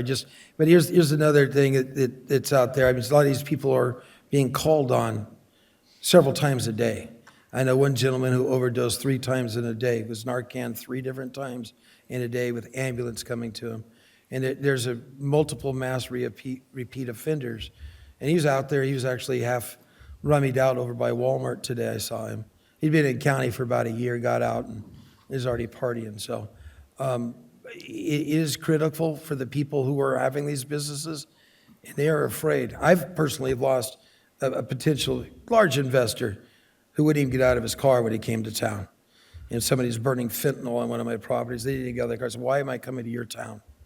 And this is what hurts our bottom line. Oh, I don't disagree with you, Mr. Mayor. We're working as hard as we can, and we're doing everything we can to get our staffing back up so we can have that presence out there. Okay, I appreciate that. Councilmember Ball.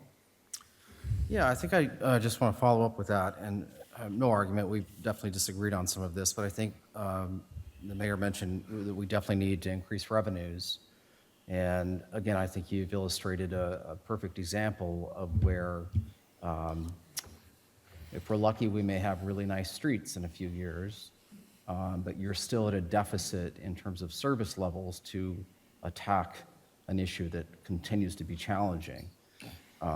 So again, I hope that we figure out, a way to answer that hard challenge, which is, again, if you've got 60 calls that are take priority over just cruising around through town, seeing who's doing drugs, you don't have enough staff right now to address this and improve or guarantee that there's a measurable improvement in quality of life. You're always behind, it seems always behind the 8 ball on this issue of enforcement. And I think that's related to staffing. Well, I think with the funding that the council has given us previously with the homeless liaison positions and what we're going to see in May with the drone as first responder, once these officers are trained, 3 in the academy right now, we're testing, we have interviews this week, next week, for the final positions that we can still fund and fill. We'll have the staffing back up to where it'll be healthy again. And I think the huge difference is going to be the drone as first responder. So when those people call in, Mr. Mayor, and the drone can launch from the roof of the police department and get there in 30 seconds, we're going to see it. We're going to be able to coach people in, and we're going to be able to deal with it, even if they take off. So I think there's going to be huge changes in the near future, and I think, hopefully we don't lose any officers for other agencies, and we can really get staff to a level where the community really feels that effect and feels better about driving through the city. And then, thank you for that. One more question. You had put up on there the heat maps. And again, that only means what it means, but have you extrapolated anything from those heat maps or the quantity of things happening in certain parts of town? Is that related to access or causation, anything that you've been able to? Well, I think what it does for us is when we have these directed enforcement teams, they can focus on a specific area. If that's where the trend is, where the use is taking place, they can really increase their presence in those neighborhoods.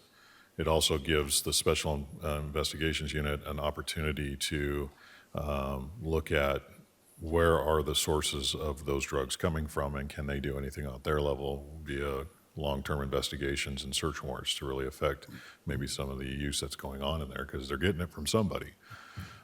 So I think, patience is the big word right now, and I think, come the end of the year, we'll see a different, see things differently with all the technology that we're launching and how we're moving forward to fight crime in the city. Well, I'm very hopeful. It'll be an interesting experiment over the next year to see how that all comes Excited together. for it. But it's not on you alone to answer how to improve quality of life. It's on all of us to figure out how to make sure you're sustained, and that instead of it maybe being 4 bodies and a supervisor, we someday hopefully get to 5 or 6, because I feel like that would allow you to address some of these other things that. And I'd also ask the council and the public to remember that we're doing our part. We're arresting people. Those 71 people were arrested. I need my other partners in the court side to do their part and hold them and get them through that process and have some accountability there, because of what's ultimately happening is we're arresting. In those cases where they end up going to court and maybe in the county jail for a period of time, they're getting right out. So it's just a circle that, and we'll just keep doing our part. But it It's frustrating. It's all connected. it's a circle. Yeah. Thank you. I haven't seen more recent numbers. I know the sheriff had Project Opioid, he had the numbers out, and we were well over 100 a couple of years ago of people who had died in opioid deaths in this town. And we're probably scratching close to the 140 mark. I mean, it's in 5 years. I mean, that's a lot of bodies out there. Not all on the street, but it's been, I know our numbers have gone down, but that's because a lot of people are dead. Well, Can't die again. I think Narcan has been helpful to saving lives. It doesn't cure the addiction, but if the fire chief, I don't know if he has any of those stats. I know we have not seen deployment of Narcan in some time. I think that people are recognizing the dangers and they're finding other ways to address their addiction. So Well, the new thing with xylazine in it, the Narcan doesn't work on, so Right, that's a there's- whole nother game. That's a whole nother animal. Yep. I did talk to a guy, I don't know if you were with me that day or not, who had the ball of the pink trank with him and stuff that he was out there celebrating with, so it's out there. Yep. Councilmember Vega. You sure you guys don't want to talk a little bit more? Just kidding. Just kidding, sorry. Anyway, it's all in fun. Is that your color?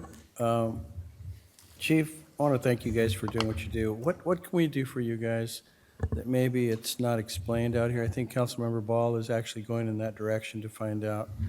You guys get kind of beat up a little bit, but, if there's something we can do that we haven't addressed, or something with the current funding or direction that you guys need to do to make you guys even look better than you do, I'd like to know, because sometimes we wonder and we just ask questions and say, why didn't you do this and why didn't you do that?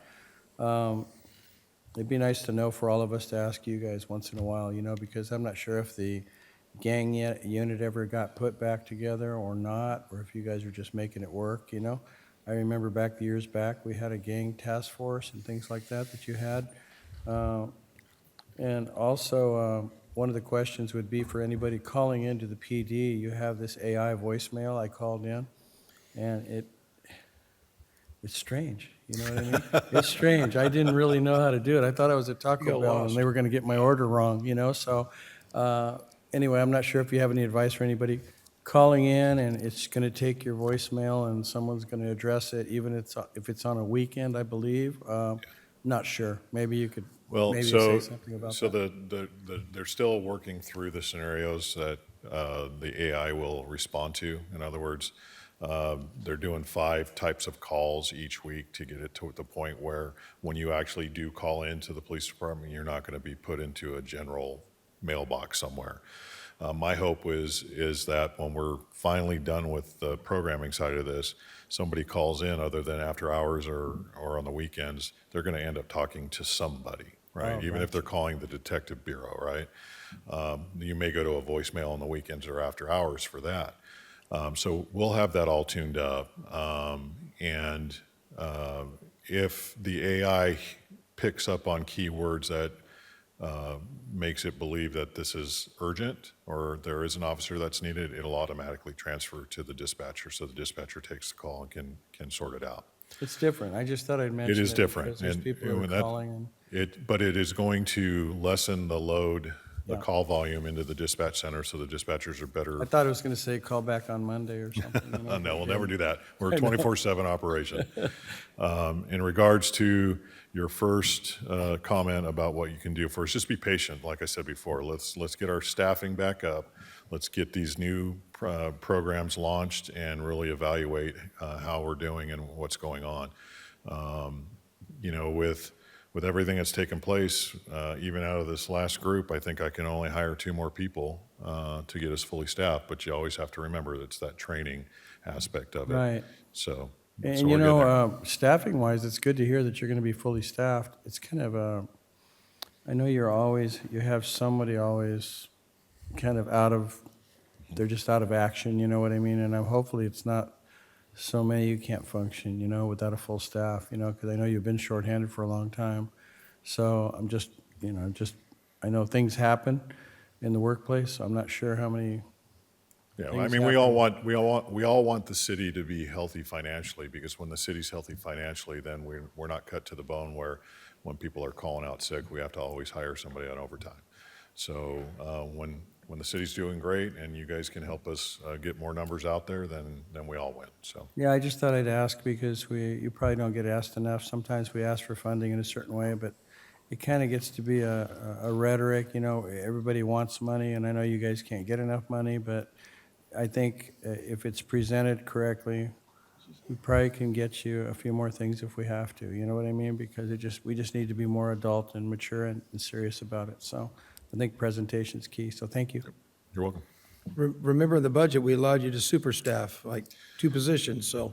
Right. And Do it. I'm If you don't spend the money, they're careful gonna- of that because I don't want to go over the top and then, You're authorized to do that. 'Cause, I mean, that way we can fill those holes. We need to get more money in the machine because we have somebody else looking at the 99-cent store. Yeah. And the way it was today when I went by, it'd been looking really good, but there were 2 in there that were pretty messed up right in front of the store. We don't want to scare anybody away. We need to fill these vacant places up, so. Okay. And kudos to the guys who showed up that night, the guy with the machete who I walked, whatever it was. He had a big old knife on him that night. He was pretty dosed out on whatever he was on. And I mean, it was really, sometimes when you're in those kind of positions, it seems like hours before things happen. Seems like seconds, and the guys were there, so. good. Good job. They calmed that situation down and got the guy, hopefully they got him the help he needs. And Yeah. I think he needs a lot of help. You don't walk around with a big old knife like that hanging on, not down on his hip, in his hand. And I put a video out there as well, so you wanted to see the evidence on that. But I did, you guys did a great job, so thank Sounds you good. guys. Thank you. Is there any, do I need public comment on that one? Yep, public comment. Here we go. Come on down. Thank you, Chief. Karen Howenstein, I have a public comment, constructive criticism. we're a very small town. We're only 2 miles by 2 miles. And we do, even though we want to keep our police force fully staffed, we are top-heavy. There's plainclothes policemen, police people, who we don't see them out in the community. Why can't Chief Martin send some of his non-uniformed officers out in the community to encounter the people who are on drugs? Get them to think that the plainclothes people are actually tracking them or investigating them. Might be a deterrent. I'd like to see it. Anybody else on this item? All right, see nobody else rise, we'll close public comment, bring it back to oral communications. Now's your time, 3 minutes. Talk about the Lompoc stuff. There, one picture map. Thank you guys for waiting. All right. She wants your card. Yeah, sorry. Thank you. All right, good evening, Honorable Mayor, council members, city staff, and everyone in attendance. My name is John Rohner, and I wanted to introduce myself as the new Public Affairs Manager for SoCal Gas. I cover San Luis Obispo and Santa Barbara County. I like to say my coverage territory is Hearst Castle to Carpinteria, and it's the best. It's the best coverage territory there is. And I recently took over this role after Tim Mahoney retired in the middle of last year. And I wanted to say that SoCal Gas remains committed to supporting local governments, communities to provide safe, reliable, and affordable energy delivery today, ready for tomorrow. And please don't hesitate to reach out, and I look forward to working with every one of you, and thank you for your time.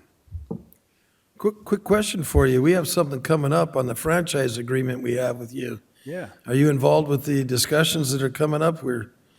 Is it the franchise agreement, or is it maybe a blanket permitting? What we have for the operating in the city of Lompoc, dating back from what, 1928 or something like that? Yeah, a bunch of barnacles on the old documents and stuff, because I don't know if you saw there's a certain section of our town that's the pilot program. Right. That's going to no longer get gas. So this is the decarbonization. Well, that's kind of up to the community. They have to vote on that. I believe it's like That's not, we were kind two-thirds. of voluntold that this was happening. No, there's definitely parameters to that are put forth by the CPUC. Hey, can you leave your information with the city manager there? Absolutely did. And we can try to connect up with this and figure out what the heck's going on, because I know we got about 600 or 800 homes that are being voluntold that they're going to be electrified. Right. So there we go. That's definitely concerning. Thank you. Yeah. Yeah, and also, just to update, we got a webinar coming up that we're going to listen in on what some of the things that they're proposing. I think originally it was called like Santa Maria Gas or something, and a long time ago. We went back with all the agreements. Make sure you leave your card. He can hook you up with that seminar. So. Yeah, I got it. Yeah. All right. Yeah, thank you. Good deal. Thank you. Have a good night. We're working on it. Sorry you came up now. Anybody else? Skateboard. You got any more talks about skateboard stuff? Come on up. This is your time. Mayor, Council, my name is Alejandro Razo. I'm here to petition the skate park project design, safety, and community benefits for petition for delay of the RFP. A request for oversight to make sure the money, the dollar grant is not being misspent and only efficiently being spent for the whole community. I was here at the second meeting for the skate park, and I just described the benefits of a skate park for a community. It keeps kids out of trouble. I know it kept me, my friends out of trouble from getting into things that are obviously our surrounding environment exposes us to. Also, the efficiency of a skate park, the safety of a skate park, how it operates. I've been skateboarding for 27 years, so I know all about it. It's not like we're asking for more money to be spent, or it's just us that want a specific design for ourselves, but we want it for the kids, for intermediate, for obviously advanced. And what it can actually do for the city as well. A lot of other, I mean, skateboarding is a big thing in our society right now. It's in the Olympics. So it can bring revenue to cities as well. It can bring people to our cities, and it's a big thing. I mean, millions of skateboarders go to different cities, and they just bring, you know. But so basically, they had like they had an oversight or a plan for a pattern for the original design, and then they brought us all us skateboarders together, veterans, kids, and we had 2 meetings. I wasn't at the first, but I came to the second, and it was to put our input on how to create the skate park. And that's what pretty much every city does, pretty much. Every city doesn't just go on the opinion of the person that's in charge of Parks and Rec or city council and stuff. Obviously, they get the input from the actual people that do it and know about it. So that's what we're inputting on, and apparently it was just pretty much thrown to the side and not even taken into consideration whatsoever. So they're pretty much just going with the original skate park design. But from our experience, Robert and Lawrence and many other people, there's a hazard within the skate park being made. The way that it's made is a hazard to people using certain parts of it. So we want to make sure there's not hazards in it. We want to make sure it's efficiently spent with the money. We also just want to make sure that everything flows better and brings our community together, because as I said in the second one, the second meeting that we had, we want to get kids interested in an activity to keep them out of trouble and influence them in another way. Our city's small. There's no bowling alley. There's only one movies, right? Like, we don't have nothing to do in this city. So it would be best for us to have something that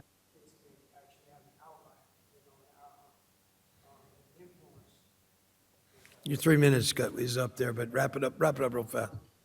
We can hear you.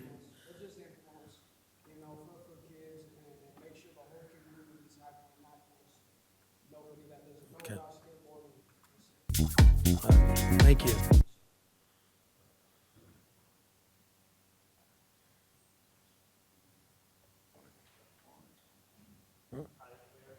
Members, my name is Lawrence Anthony Daniel. Like Junior was saying, skateboarding is a big part of Lompoc. I moved here 10 years ago from Phoenix, Arizona, which is a big skateboarding community.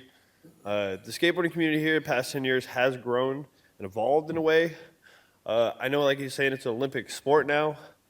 We actually had last year the bronze medalist Nyjah Houston come to Lompoc.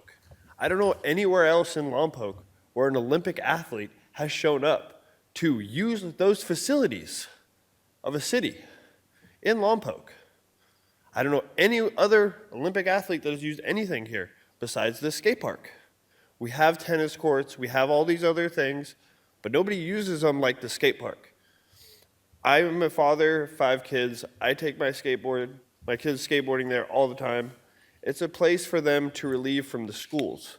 A lot of times the schools have problems with bullying and everything else. The skate park, you can meet friends, you can be yourself. You have more time to express and just kind of be yourself. So I would like to see the skate park maybe paused, revisited. That way we can kind of determine the skateboarders. Let the skateboarders build the skate park. Because if you guys just let anybody design a skate park, it's going to get failures.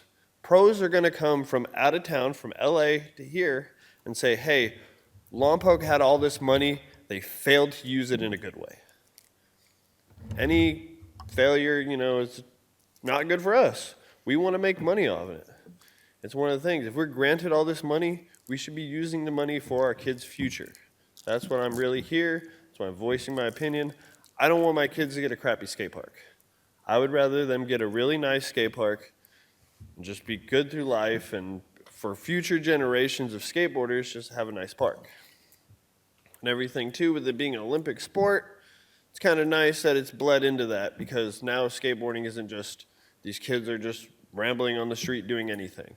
They actually have somewhere to go.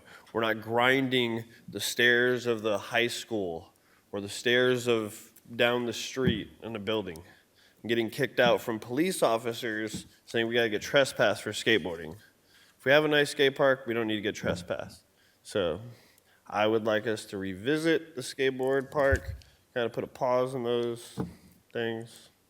Sorry, I'm not the greatest with words, but heart's in it. I would like for me to see Lompoc have a good skate park. That way I can remain here because I feel like, too, as a community member, we had the meetings, they didn't go anywhere. My voice wasn't heard. You guys want to hear our voice. That's why I'm here today.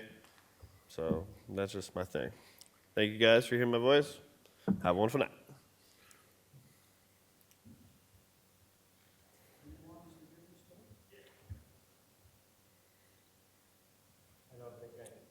I don't think I need to introduce myself again.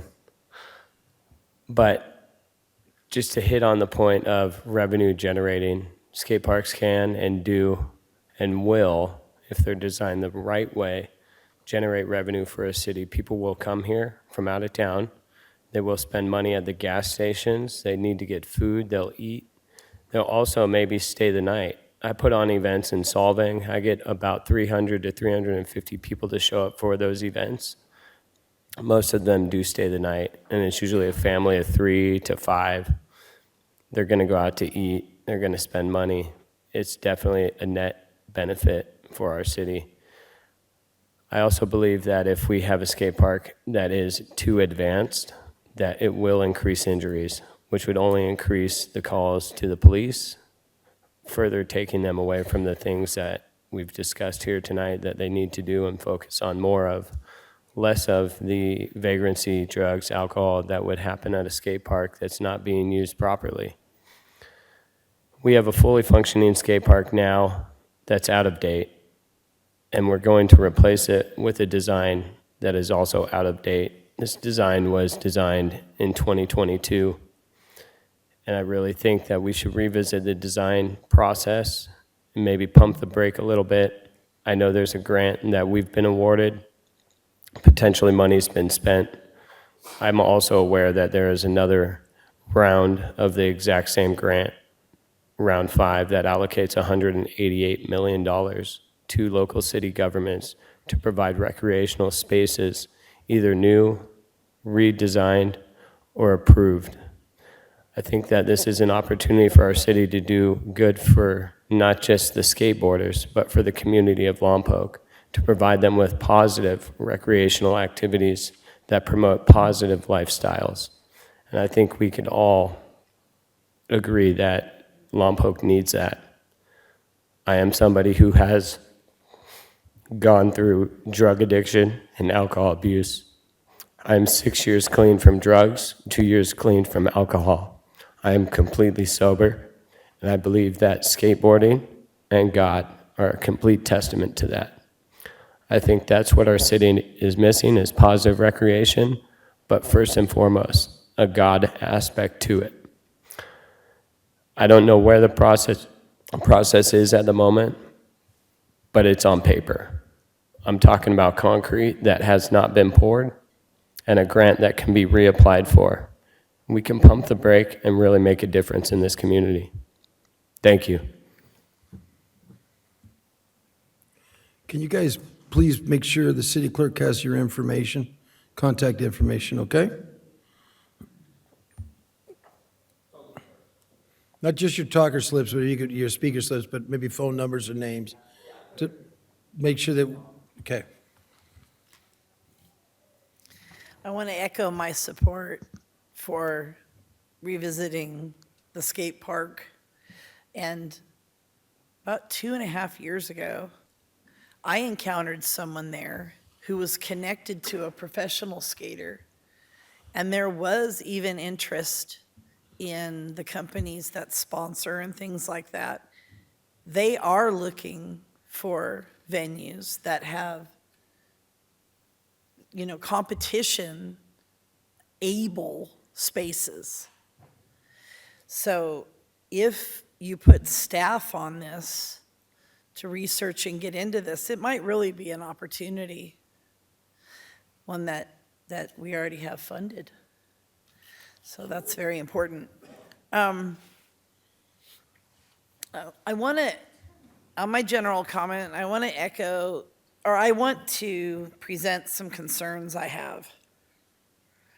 about some nonprofits in Lompoc that I feel are underserving our population and also causing confusion. I've noticed there's 2 nonprofits that are operating in Lompoc as 501c3s, but I'm not seeing the actual benefit to our community they're supposed to present. I see their leadership instead using these 501c3s to cultivate liberal community members to be active politically. And I know that that's an accusation because it is a violation of federal law. But I think it's very important. Discrimination works both ways. When the Lompoc Valley Community Health Care Organization puts out propaganda or advertisements for their programs that are only in Spanish, the people who speak English can't even know what they're presenting to our community. That isn't transparent. But it also belies something else going on. Like with this C4 fake nonprofit that they set up. That nonprofit is completely there to cultivate new liberal progressive operatives from our community. And no other reason. I challenge the people who are involved in that organization to show me what else. I know that some of them came from other organizations, but C4 is not what it seems to be. Anybody else?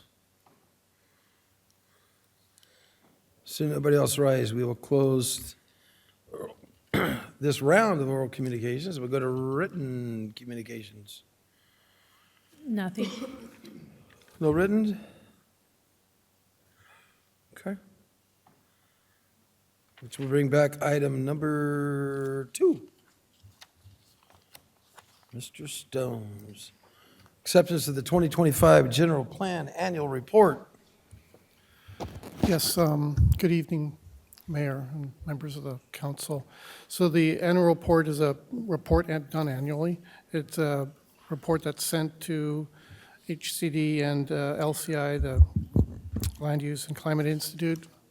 And it essentially gives a highlight of what happened in 2025, including what's built, and also it goes over the status of the various implementation measures from our general plan elements. Yes, it does. I have some significant concerns. Mayor, may I mention one more item? Go ahead, Yeah, fire one away. thing I actually do want to mention is on page 19 of the report itself. I noticed that it says, this is the table, or shows what was built in the last year. On the top there, it's called out as permitted units issued. Well, this 17, it's supposed to be final, not issued. So that's just a clarification item. It's supposed to be what? Finaled, as opposed to being issued. Okay. Well, it's good. We can stay on that table 19. And how did we get 17 ADUs that were above moderate? So staff made an assumption that they're rented out at top value, they're not deed restricted. So it's essentially an assumption made that they're top value or market rate at least. So that's why we used that. We could go ahead and put them down and make the assumption that they're very low then. Yeah, you could, but I guess my concern is I feel like I have more comfort level saying high moderate because we're not monitoring them, what income level they're going to be renting at. So I feel more comfortable making the assumption that they're going to ask for top dollar as opposed to a lower amount. Well, I mean, if it's wrong, it's wrong. It doesn't matter if it's very low or moderate or above moderate. But maybe we should spread it equally amongst all of them. And we divide it up and we put them in, give each one of them 4 and one of them 5. You know, but I think when we just put them all up, because we're quite confident somebody renting a garage, a garage conversion, and these are all ADUs, is probably not somebody in a family of four making 130,000 a year. I mean, that's an assumption. I think that's the, so, and then we take up our above moderate inventory, which we know we need that because we need the people in the above moderate to come live here, to spend money here. So I don't know what the other rest of the council wants to think about that. It seems like a false number. So I don't know what is our obligation to the city attorney on that. Do you have any feedback on that? I mean, rolling them up, we just do a wag on these and just say, yeah, looks good.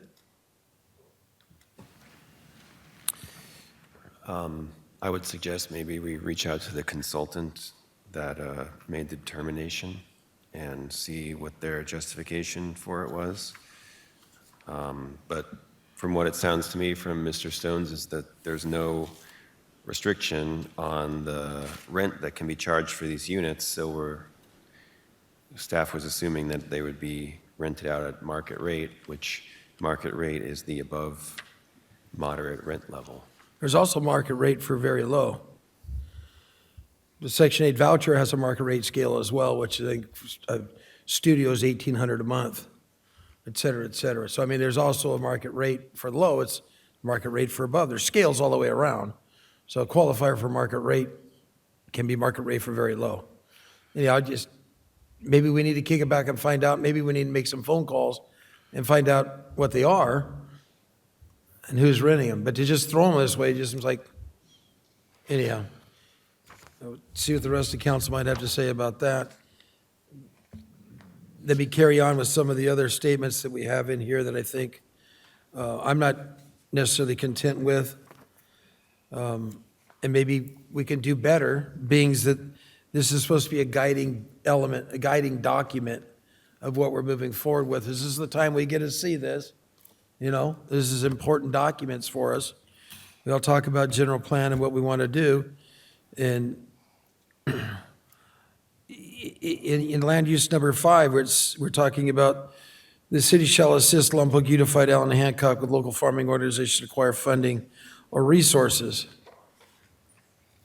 And a comment statement is, no progress to date. This item is not prioritized due to staff limits over the years, workload, and we have not approached for assistance. I mean, that could be as simple as somebody making a phone call. If we have elements in here, we got statements in here, we're supposed to be doing something. But we have a lot of things in there that say, well, we just didn't do it. And you come up with an excuse. Again, land use number 6, no progress to date. This item is not prioritized due to limited staff over the years of workload. And this is about private trusts and protection of agriculture. That's making one phone call.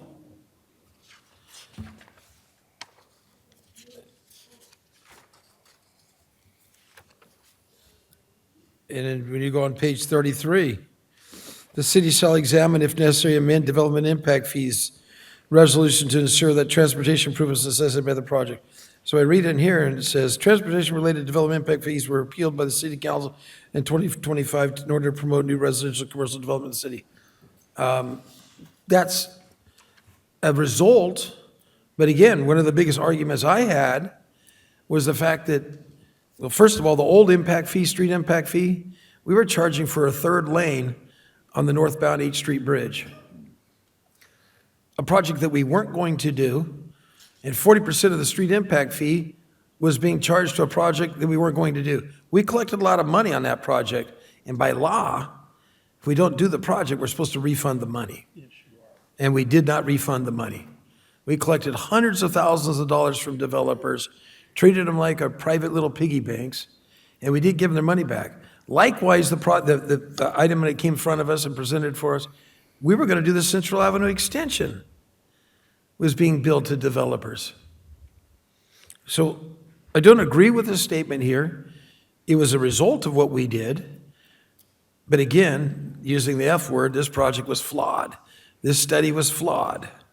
I can't say fraud. They get upset if I say that, so I'm fraud. It was flawed. And that was the main reason for this being done. Likewise, monies being collected weren't being spent for projects. And I mentioned at that time that we had a traffic signal impact fee that we collected, that we were 125% funded for. We didn't spend the money. And over the years, that money reduced down to about 80% funded because we took money from developers, didn't do the project, and the money was devalued. So I take concern with that statement as well. I'm sorry, which circulation item was that? Pardon? That's in Circulation 12, page 33. Oh, okay. Correct. Huh? Page 33? Yeah, I don't know, it's right, the circulation element, number 12. Your printer must have been different than mine, I don't know. Anyhow. 39 off the computer? All right. Circulation number 14. We can make a modification on here, we're talking about part of the multimodal plan. Well, we know it wasn't funded in the 2026 shop. You change that to the 2028 shop, there's potentials for that. Right? Isn't that the new hope? yeah, I'd have to double check with Craig on that. That was one. the statement at the multimodal, right? It was to be funded by the 2028, because it didn't get funded in 2026. We know the answer there. I'm just saying, if we're going to file the document, we might as well do it as correct as we can, right? Yes, correct.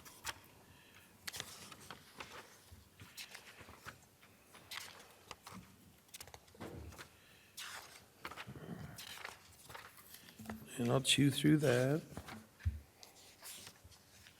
Only a couple more.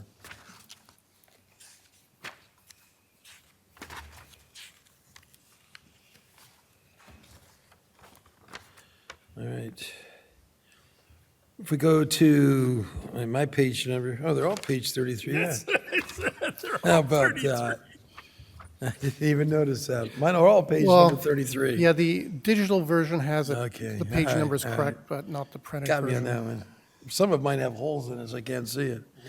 So, I mean, the conservation and open space element, conservation open space item number 29. It says the city shall monitor the California Environmental Protection Agency Department of Pesticide Regulation Investigation and other studies, and shall work. These are double shalls. Shall monitor, shall work with responsible agencies to take necessary steps to reduce the potential for spray drift impacts from application of chemicals in areas adjacent to residents, schools, and non-target. These are shalls. You know, we're always told shalls mean you got to do it. And what's the status?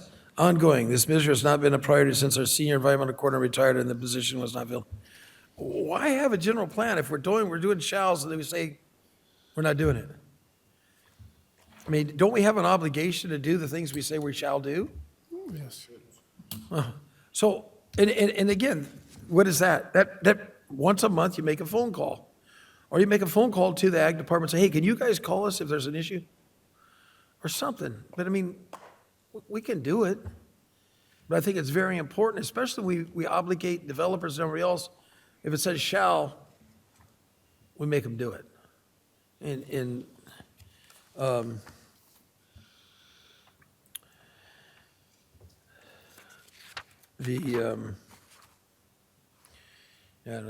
a simple one in the safety element. You left out a T in Santa Barbara here in safety element number 1. I know that was nominal. I get you. It happens. So going to safety element number 6, and I go to the second page of number 6, and this is where I'm going to make a motion along with this on something and hopefully get some other people. And that's additional road crossing in the San Ynez River in the event of a major evacuation. Right? Status, investigation of the need for an additional road crossing in the San Ynez River is ongoing and is planned to be scheduled at Lompoc Valley Transportation Study led by SBCAG in 2026. Right? You see what I'm talking about? It's number 6, but you flip the page, and I assume it's still part of the other one. Yes, I Shall see it. investigate the need for, the city shall update a comprehensive emergency management recovery. So I bring this up because a number of years ago, as council, we made a request to contact the county. Allegedly, there was a letter that came back, was never delivered to the staff. County supervisor's executive director back then told me the letter came, paraphrasing, it said something that every 10 years FEMA will pay for a low water crossing. County doesn't do low water crossings. If the city would take the lead, you could go and apply to FEMA to do a low water crossing across McLaughlin, right?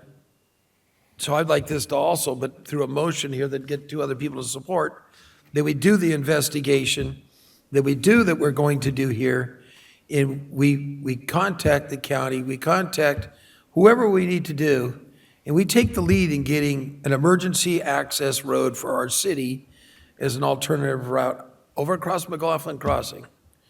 So I'm going to make the motion that we proactively do this. It's in our safety element right here, okay? So I'm making the motion that we do it. Can I get two other people to support me? I'm going to second by Starbuck, head nod by Bridge, okay? That we go out there proactively to do as it says that we will do, okay? And you can actually maybe change the status in that section on that. Maybe we might find that email that allegedly was out there that said that. It'd be nice to see what it was. And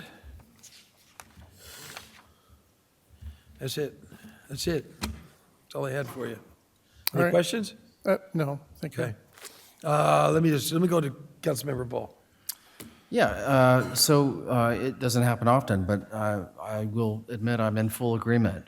I Didn't think have a what? it doesn't happen often, but I'm in full agreement. Are we dating again? No, we're definitely not dating again.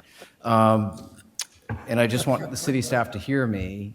It is still, this is just a piece of paper with some intention, but a lot of things are, and we go through the motion, but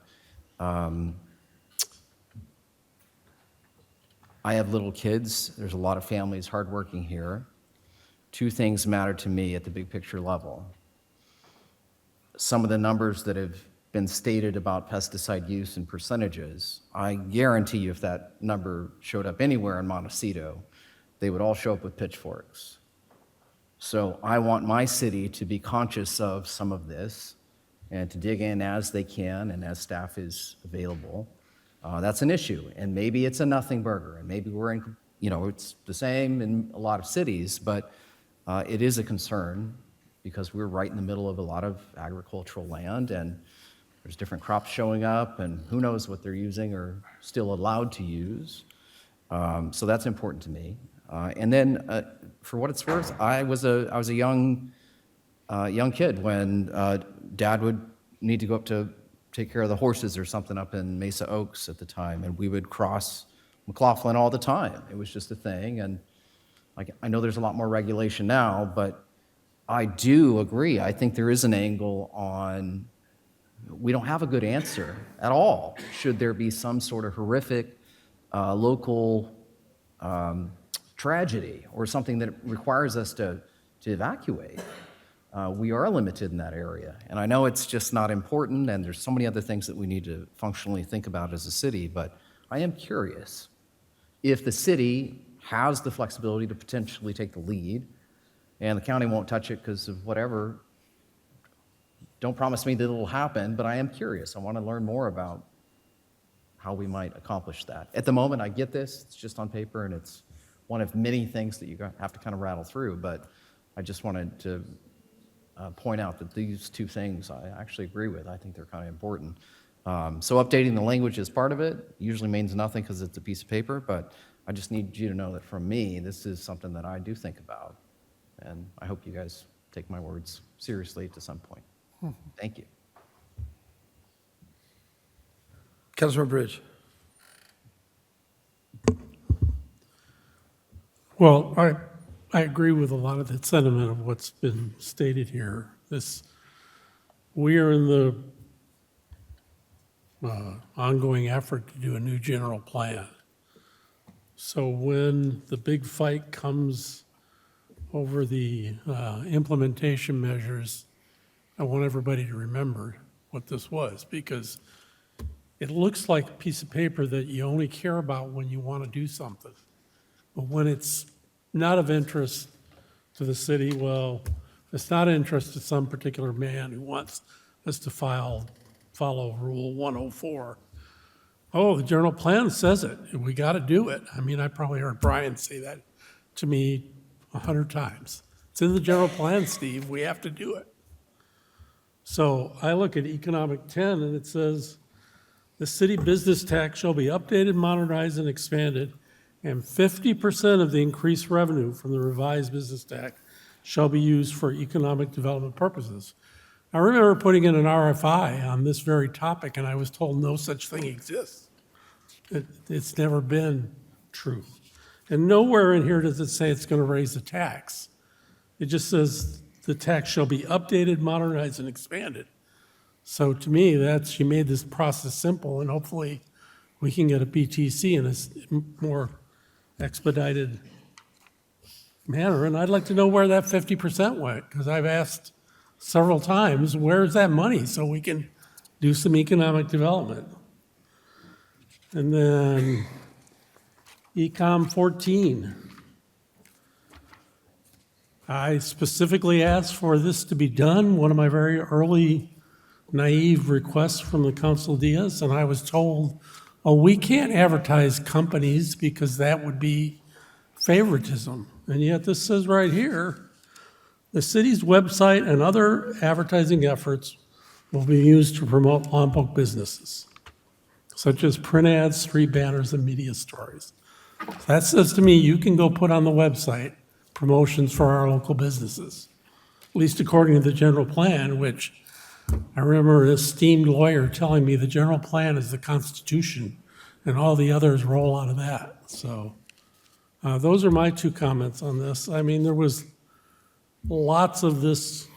I generally go for economics, but there's lots in here you read, and the answer is, well, we're just not going to do it because we're too busy. So when the general plan comes back, anytime I say, well, I don't believe you're going to do it, let's take that out, you'll know where that comes from. Some of the items you were referencing was, I was looking at status statements, which we can change those relatively easy. Changing the implementation measure in here is much more I complicated. didn't ask for any implementation. I'm just saying, though. Yeah, I tried to stay in the far right column. Well, I was too, but you got to read what it is. It says I to agree. do it. I agree. It says you Agreed. shall do it, you should be doing it. That's right. Guinea House, anybody else? Do I need public comments since I already took it once? Nope, okay. We already took it once on that one. So you guys heard my suggestions that I put in there? Councilmember Ball, you said you would second mine? Is that what you said? Concurrence, I thought. Huh? You already had nudge. No, I did that on the river crossing. This is on concurrence on mine. Do I need a motion as such to, yeah, I want the motion to accept, right? What are we asking for? Item 2, I'm trying. So accept the attached with the recommendations for modifications in here is my motion. And then to file the annual report with the governor's office, et cetera, et cetera. All right, Okay? thank you. There's my motion. Do I make the motion board? Up here for, there's my motion. Motion made. Seconded by Bridge. Go ahead and vote.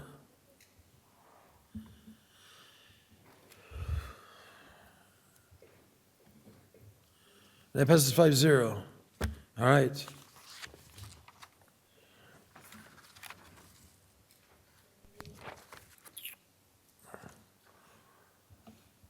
Oral communications, this is their last 2 minutes, oral communications. We wore them all out. All right, seeing nobody rise, we'll close oral communications. Come back to council comments and meeting reports. Councilmember Vega. Nothing to report. Councilmember Ball. Not much to report, but I did have and again, I don't know if it needs to be an official request or not, but, and Mario, thank you. You've kept me kind of up to date, and I've had some questions about the skate park and that process, the RFPs, et cetera. But we did hear from some members of the public. I want to make sure that before we get a chance to have council at least thumbs up on the idea. I did attend one of those meetings 3, 4, 5 years ago, where the city did a great job of outreach, making sure there was a lot of people in the skating community were really, asked a lot of questions and felt like they had a lot of input. And maybe this isn't the full group, but it does sound like there is some questions about whether or not any of their concerns or ideas were heard. So I don't know if you need an official request to slow it down, or if there's some way that you can kind of update us or reassure us that, some of the stuff that we heard is. No, I appreciate that. I think anytime you build something, there's going to be different favorite things on skate parks, but the designer, Spawn Ranch, did come in, a few meetings, took everything. There was a few different concepts, but the park is built for all ability levels, so there's more of a beginner and it goes to more advanced. They've been building skate parks and the designing skate parks for 30 years. We're excited to have them with our architect. So before we get into a long, lengthy discussion, maybe you want to have that come back? Sounds like you have the information? Well, I would like to move forward with the project. We are on a grant, the deadline. Oh, yeah. We did get an extension, but I think we have a When- executed building permit. When are you breaking ground? RFP's going up next week. Okay. Well, And I'm not saying, all right, guys, did I don't want to agree or get in a not. lengthy discussion on the item because this is not agendized, so. Yeah, I would you wanna- request can that we move forward with the project. Can Councilmember Ball, can you go and talk to him so we don't get? Yeah, maybe I'll follow up with you. And again, I think All we right. got some context. I just want to know that We'll go as well. and I'm gonna come see you as well, Mario, because appears to be some concerns. Anyhow, okay. Sorry, I just didn't want to violate. Right? Anything else? Is it? All right. Councilmember Starbuck. No reports. Councilmember Bridge. No reports. So, quick report, I did get an opportunity to ride the bus for free. People say there's nothing to do in Lompoc. Hey, for 3 months, you could ride the bus for free. Never done it. I read the red line and the green line. And the wheels on the bus go round and round. But I think it's $3.75 a day. You put the kid on the bus and let him ride around all day for $3.75. All right. We averaged it took about an hour per trip. Thank you guys for putting a bathroom out there for them. The drivers are very happy that they actually had a bathroom there. I guess that's Craig's not here, but imagine driving around all day and you had to go find a restroom. They're happy. Granted, it's inside of a cage and it's a portable, but they were very thankful for that one. There were about 10 people each thing, and the real key is pretty much everybody on there really needed to be on the bus. It was, they really was beneficial to them. So I did also go for the girls softball opening that they had at Thompson Park. A couple hundred people, young players there. I did softball. Baseball's going to. Yeah, can't believe some of these little girls paying over $300 for their glove and much the same for a bat. Times change. I just do want to thank the city attorney's office. I know it was a lot of reading and such for the environmental justice letter. I know we glossed over and stuff that potentially is probably one of the most important things if we get the proper play with the county on this for the city moving forward. Very significant, so I thank you for the hard work that you did to put that together as well. I know we got it through there without discussion, but very, very important. Thank you, guys. And seeing nobody else raise their hands, we're out of here. Adjourned till 6:30, March 17th. I've been through.